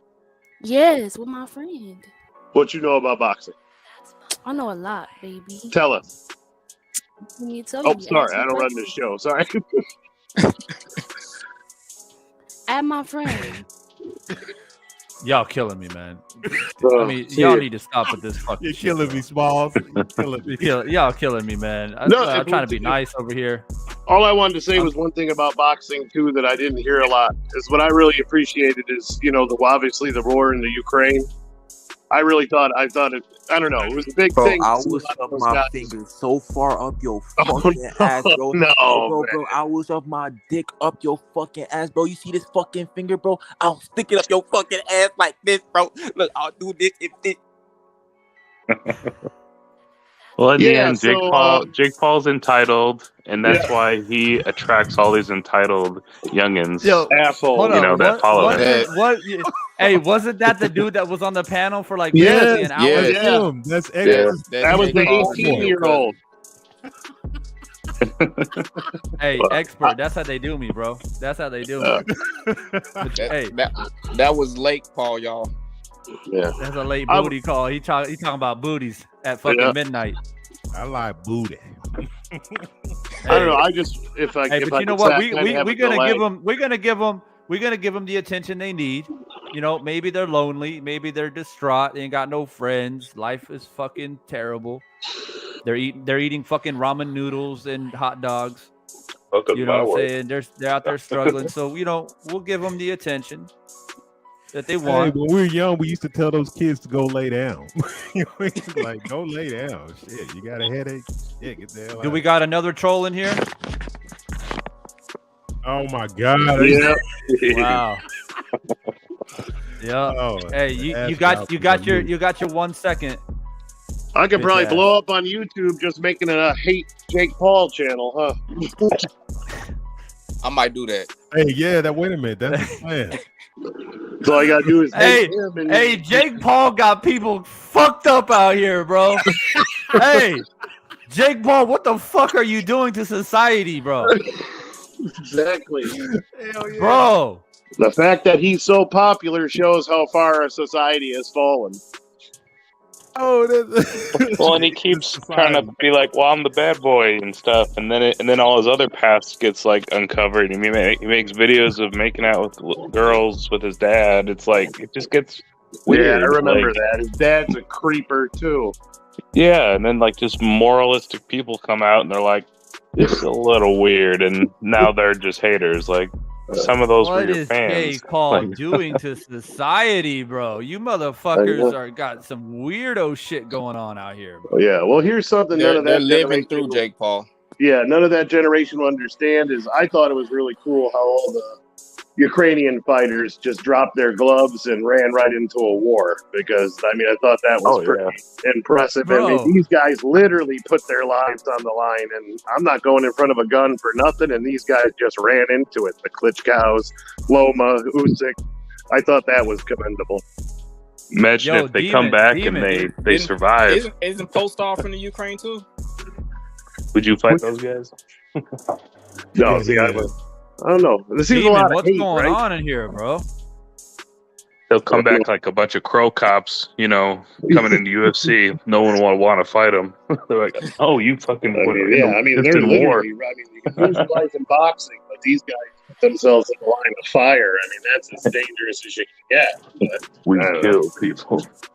Like, Well, damn. if you look at it, that shit is starting to infiltrate the boxers too. Because if you look at Ryan Garcia's example of these motherfuckers, man, I'm just saying, it's just like they want to have an excuse. I heard I don't know if y'all watch Black Fight, but I heard him mention this earlier. He was like, I'm afraid that if we ever go to war, because this generation, like the way people are, it's like they're so soft. It's like, dude, like you So guys soft. can't quit saying regular shit that men have to deal with. It's fucking depression and all. Look, we all got shit we have to deal with, and we get through it and we keep it moving. The reason we love boxing is because you see guys like the Petersons, you know, they persevere and they turn it around and they're able to fight. You know, Hopkins going to prison. You know, it's about boxing is about really getting past difficulties in life. And when you remove that element, then it's just nothing. And so I'm tired of hearing this bullshit. I'm tired. There's something going wrong. And like I said, it's expanding. This is fighting, bro. This is not fucking video games. This ain't hugging. None of that shit. And so, like all y'all little kids, man, playing games, like, man, you guys don't understand how bad you look. Like, you just don't even have you don't even have an understanding of the humility of just how terrible you look coming on here doing something like that. Nobody's even said anything negative. We don't even know this motherfucker. Like, it's stupid. And Divine gave him a chance to talk too a bunch of times, and he then comes back and acts like that. I got another one backstage. So I'm gonna tell you right now, George. This dude in backstage, George. I'm gonna bring you in. If you ain't on that boxing shit, my boy Demon over here, he gonna jump on your ass. My boy Demon gonna get you, bro. So I'm gonna give you an opportunity. If you on that bullshit, you might as well click out right now. Might as well click out. All right, you fucked up now. Demon's in here. All right, George, what's on your mind? Yo, man, I'm 34 years old. I ain't on that bullshit, bro. Nah, I'm just here Hey, to. you seen the people that have been coming in here earlier? Man, I don't fucking know, bro. those are little ass kids, man. I'm just disappointed in the fact that Jake decided to cancel this whole entire event. You know, people were looking forward to getting this bag and everything, and I'm over here tripping off some weight. It seemed like that was the whole thing from the get-go, was worried about the weight. But I'm pretty sure that Hasim was ready to go, would have got down to that 205 and probably would have been 210, 215 by fight night. Yeah, that's what happens. The 205 was offered as a last resort. And then I guess Hasim said, "Look, I can't do 205." No, he said he could. I watched his presser. I watched his presser not too long ago. He had like an hour long. Yeah, I watched it too. Yeah. I seen what he was saying. I mean, he actually came into the chat earlier. Oh, really? Hasim himself came into the chat earlier and said, like, "Yo, you know, hopefully you guys don't think I'm trying to duck or nothing like that." Yeah, I addressed him. At first I thought he was a troll, but I addressed him. Yeah, but it's definitely him. Deanna Branch. Wait, it was him? Yeah, I personally don't think that he was ducking. What was the name? Deanna Branch confirmed it. Nah, it was Hasim Rahman Jr. That was his name, and it had a gray check mark to it, which is How did I miss that? It's a verified account. Yeah, it was verified. That's what got me confused, because I'd never seen that before. Yeah, you can't have over 100 amateur fights, be professional for a few years, and then be scared of Jake Paul, who's still fresh in the sport. Like, I don't see him being scared or ducking out of this fight whatsoever. I don't think that just doesn't make any sense to me. Yeah, I mean, it's like we were saying earlier, George. Like, it's basically like all of this was preconceived and pre-planned by Jake Paul. And you know, Hasim did sign the contract, which he does have to hold some responsibility for that. Maybe he thought that he can get to 200, but he just couldn't. But people have to understand that this is all constructed by Jake Paul. Jake Paul is not exempt of getting criticism here, because Jake Paul knew what the fuck he was doing. He knew there was an extremely high possibility, and especially if he saw the pay-per-view numbers not selling, and he's going to look for an opportunity to get out of it. Because why? It's like this. Why agree to Hasim Rahman Jr. to fight at 215, which is what he wants, and then take that huge risk of fighting Hasim at a much healthier weight compared to 200 pounds. Then the pay-per-view buys aren't doing shit. So now you're putting your neck on the line and not really, selling the fight properly. So it's basically he bailed out. In my eyes, he bailed out. Yeah. Let me address somebody real quick in the chat. I normally don't do this unless I'm in the chat, but Rah, stop the cap, bro. He done put the link in so many times for you, bro. Stop the cap. It's either you want to get on or you don't want to get on. And clearly you don't want to get on, so stop asking for the link. My bad. No, it's pinned up at the top of the chat anyways, and I'm tired of copy and pasting. If you don't know how to scroll up on your phone, then I can't help you, bro. It's pinned up. You know what I want to see from Jake though? I really want to see if Jake's really about this boxing life. I want to see him actually become a contender. Like I'm tired of all the antics and all the other stuff. I get that he's in it for the money. He's in it to entertain people.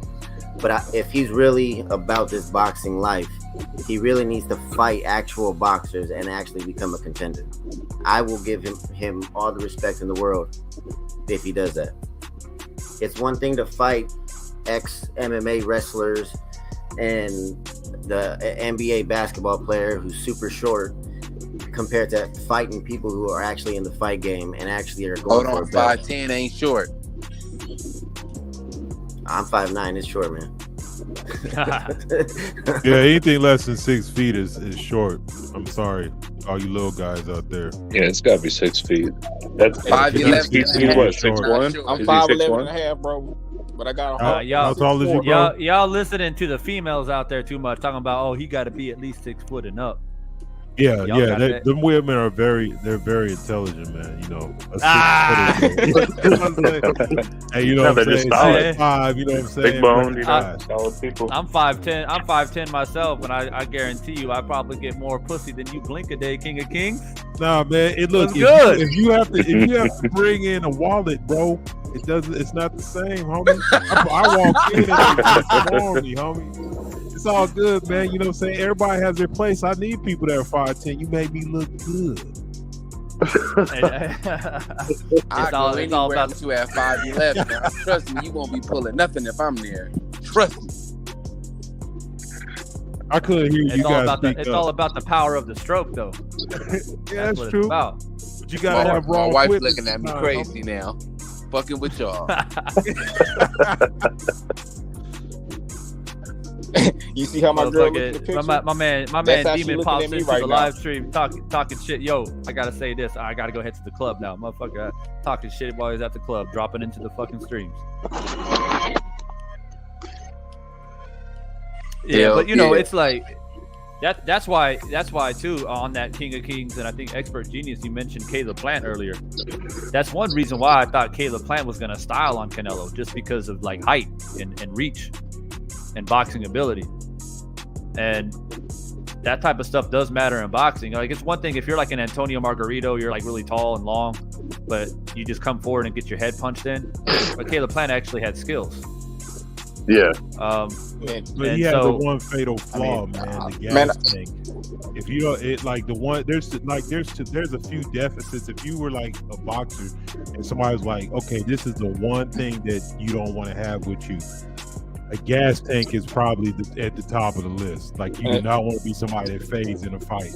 That's any combat sport. And I'm glad you brought up gas tank because, I might just sound like a Caleb Plant fanboy, but his gas tank is not worse than Canelo. And if you look at that fight, when have you ever seen Canelo look the same from round 1 to when he stopped? What was that, around 11 to when he stopped? He looked the same from round 1 to round 11. You have never seen Canelo like that. I mean, look at his last fight with Bivol. You've never seen him like that. That's why I was like, something was. Because it's just me speculating, but the drug test or whatever, something was not on the up and up with that fight with Caleb. No, you don't even have to speculate about that. The rules have been changed for him to cheat. Ever since he's been able to openly take clenbuterol and they change the levels of somehow this is in effect. If it doesn't do anything, then you shouldn't be able to take it. You shouldn't have a problem that's showing up. I can go take a test right now and ain't no clenbuterol in my fucking system. So the thing about it is you got to understand that I don't get it twisted. I know Canelo openly cheats. You know what I mean? So I'm aware of that. His issue was his gas tank, and all of a sudden, magically, you get bigger, more muscle, and your gas tank goes up. So it's not nothing obvious. So, I mean, let's just be honest. The money is there where, you know, they've already talked about you can just add one little molecule to whatever you take it, and that shit is legal for a period of time. So, yes, Caleb plans, if he was on an even field with Canelo, that fight is probably different. But like I said, if you have a gas tank problem and you're not allowed to cheat like a Canelo, that's going to happen to you. And I was having this same conversation with some Canelo fans. I was like, okay, y'all say that about Caleb Plant. So why didn't he have the same gas tank against Caleb Plant that he had against Dimitri Bivol? What was that gas tank? Why? I'm not gonna lie. Disappear. All right, Ra, you finally in here now. You've been begging for the link. So what do you want? Hold on, give me a second. I'm lagging. You what?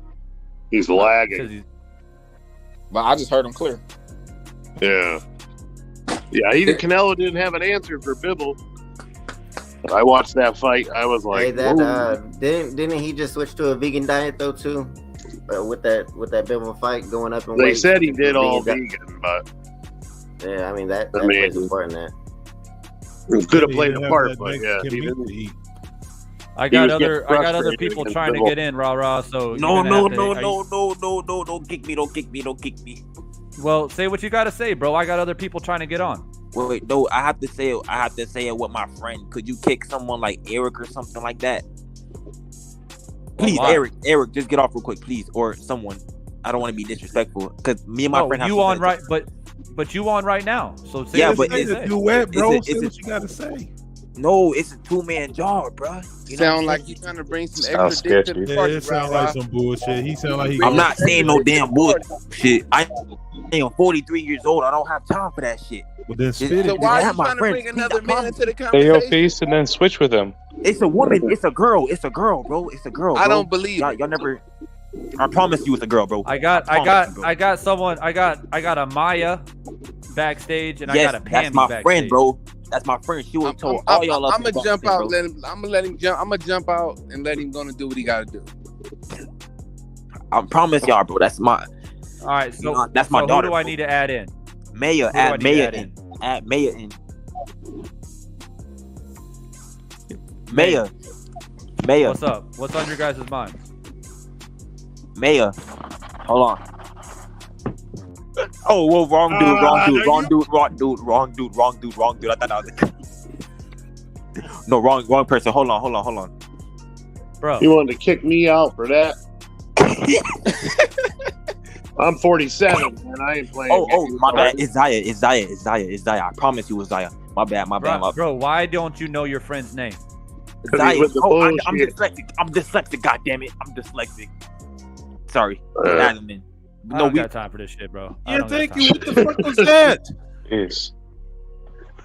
You don't know hey, who your where's the goddamn bouncers at, man? We need a bouncer. A doorman. Screener. The problem is with this. The problem with this StreamYard shit is that you can't really vet anybody. You know what I mean? Yeah. So they come in backstage and it's either they're good or they're bad, and it's just there's no vetting system. But they need to create a system where they gotta like go through some type of vetting process. Like, you know, they gotta go through another. You basically need like a doorman, basically someone else that's a backstage to where you have to reveal yourself, because this shit's just getting fucking ridiculous, man. I'm just fucking ridiculous. I'm just confirming. We all dudes on this panel, right? Yes. Yeah. Now, the dude that's off in there shaking his ass on camera is probably one of the same dudes that had a problem with Deontay Wilder twerking for his wife. Facts. They just change accounts real quick.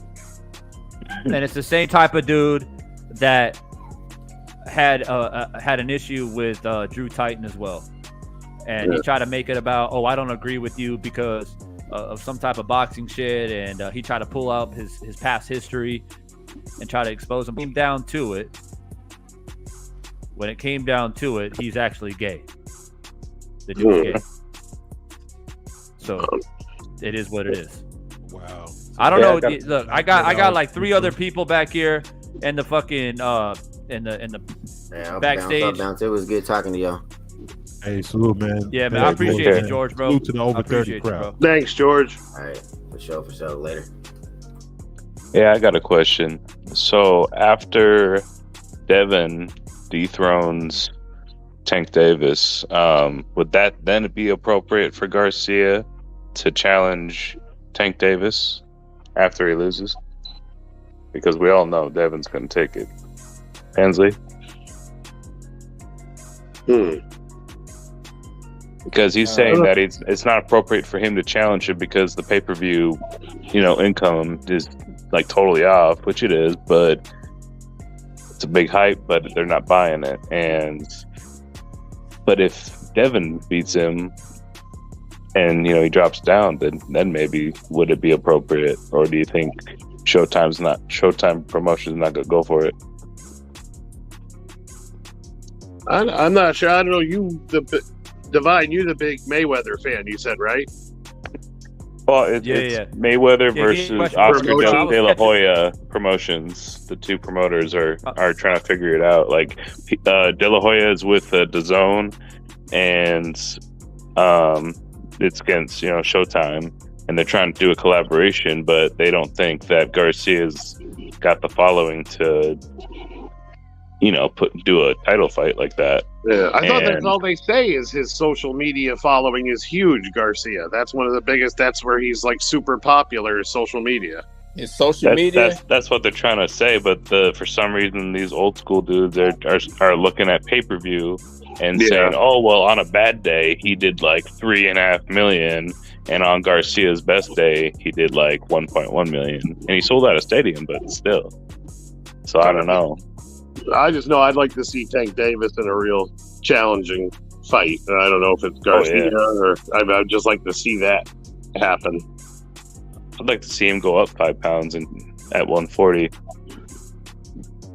Yeah, that's up thing with the weights too. All this with the weights, and still, I mean, I'm not the boxing expert, but I mean, what does that for all you boxing experts that are on here?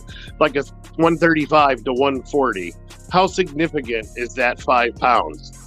None. That's why you should be able to do it. Yeah, because there's like more weight divisions than But he was calling Garcia out, telling him to come down back to the 135. But he's like, no, I'm comfortable. Just come up to 5 more pounds. But he wouldn't do it for some reason. Out before that. Yeah, it was just a way to get out of the conversation of it, I think. Yeah. The promoter was like, nah, you're not even worthy. So it's like, okay. But he does have Devin, and he's an upcoming guy, so I don't blame him. Yeah. Is the Haney-Kambosos rematch, is that going to happen? It's leaning towards it. I mean, Haney said that if he, they're looking at whatever options, period. But it's leaning towards that fight happening. Yeah, because, I mean, there wasn't, unless Kambosos steps down, right? Because he has that rematch clause. Well, a lot of it was Australia put a lot of money up for that initial fight. So I don't know if there's necessary to back on the next fight, because he basically got dominated. So it's about options. But look, I'm gonna tell you right now, I don't like talking about fantasy matchups until I see some fucking announcement that Tank and Ryan Garcia, the clout chasing champs, fighting. Yeah, I don't give a shit what they're talking about, because Tank specifically yelled out Devin's name. Oh, I'll fight him there. He's the email champ. Talked all that shit. He's undisputed. Now this motherfucker one chasing after Garcia, who ran his ass up to 140. Until them dudes sign an actual fight, I don't want to hear shit about where they're at. Tank showed what he's about. He re-signed with Mayweather. If you're a 135 pounder and you want any fucking fights, they're all at top rank. And he went over there to get this shit done. And fucking whatever his name, Tank didn't do that shit. Tank hasn't fought a legitimate fighter since Pedraza. So Romero, I think it was that he beat. It was right? It was Floyd's saying that he doesn't want to fight unless it's at 140, right? Was it Floyd that said that, or was it no? Ryan? He said he wanted it at 135. Yeah, 135. Garcia Sorry, wants yeah. it at 140. I mean, yeah, Ryan wants it at 140. Okay. I don't think Ryan can make it's 135. He's big, man. He looked comfortable at 140. He's a big tall. boy. Yeah. He's 5'10". He's got a reach advantage, like 7, or I forgot what it was, but that's a fight that's got to happen. oh yeah, he's an aggressor. Like they're both like alphas, kind of, and well, they're trying. De La Hoya claims it is because he knows him. He's his promoter. So I mean, and plus they're old rivals, Mayweather and De La Hoya. So they could really hype the hell out of this, but for some reason they don't see it. I don't know. It's weird.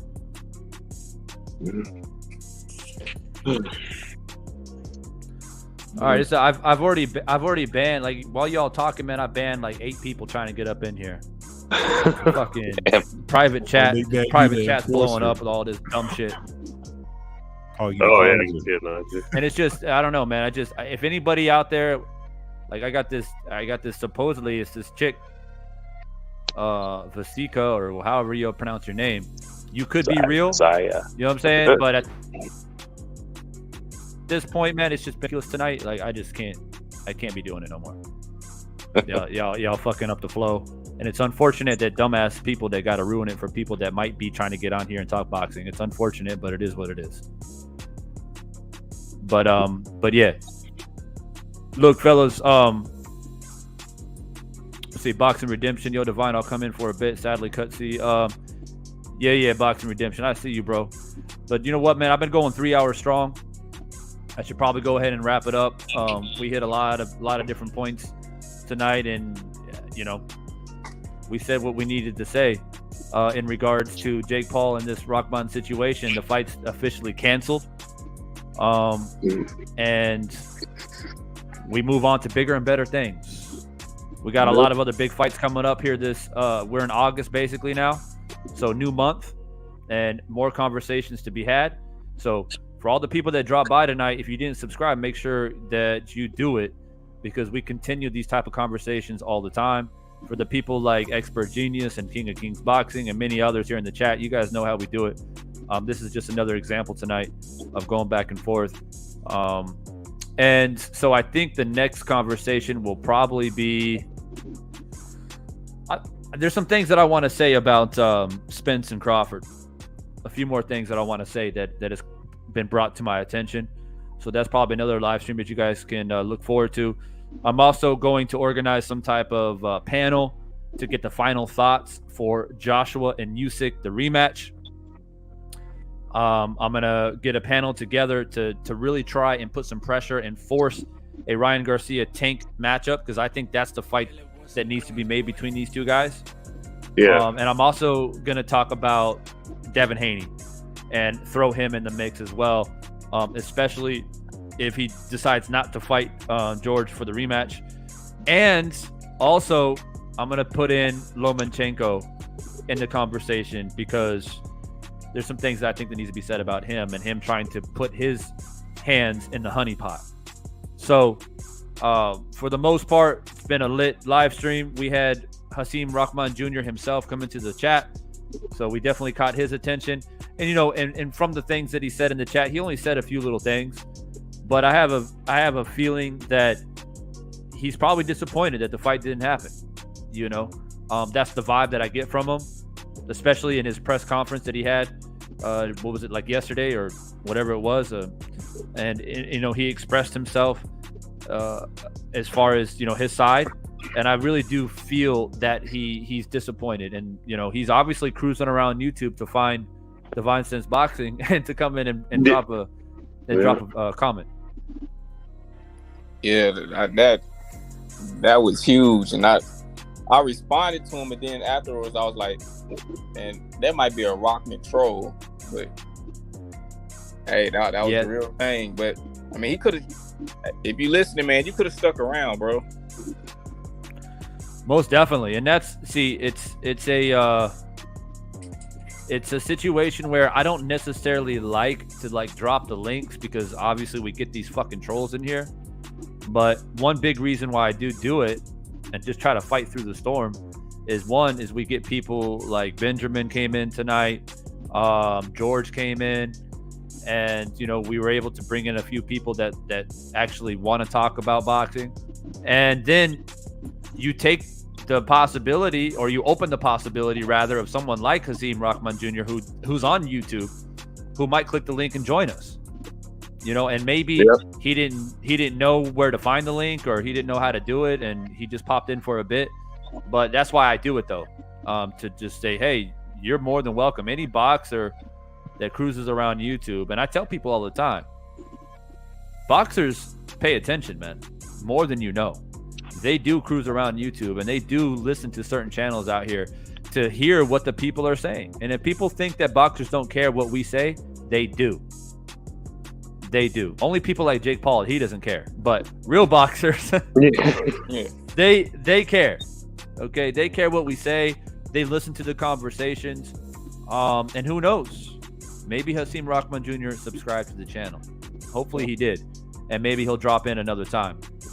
And for all the people in the chat that saw Hasim drop in, who gave him a warm welcome and responded to him, I appreciate you, because we want to make boxers feel welcome to come in here and talk to us at any point. I think it had some fresh perspective, probably. Oh, for sure, for sure. I mean, we weren't necessarily offered him it. We weren't necessarily attacking him or Jake Paul. We were just saying what we felt, you know, and I'm sure that he appreciated that. I think he just wants to make sure that people aren't just putting all the blame on him.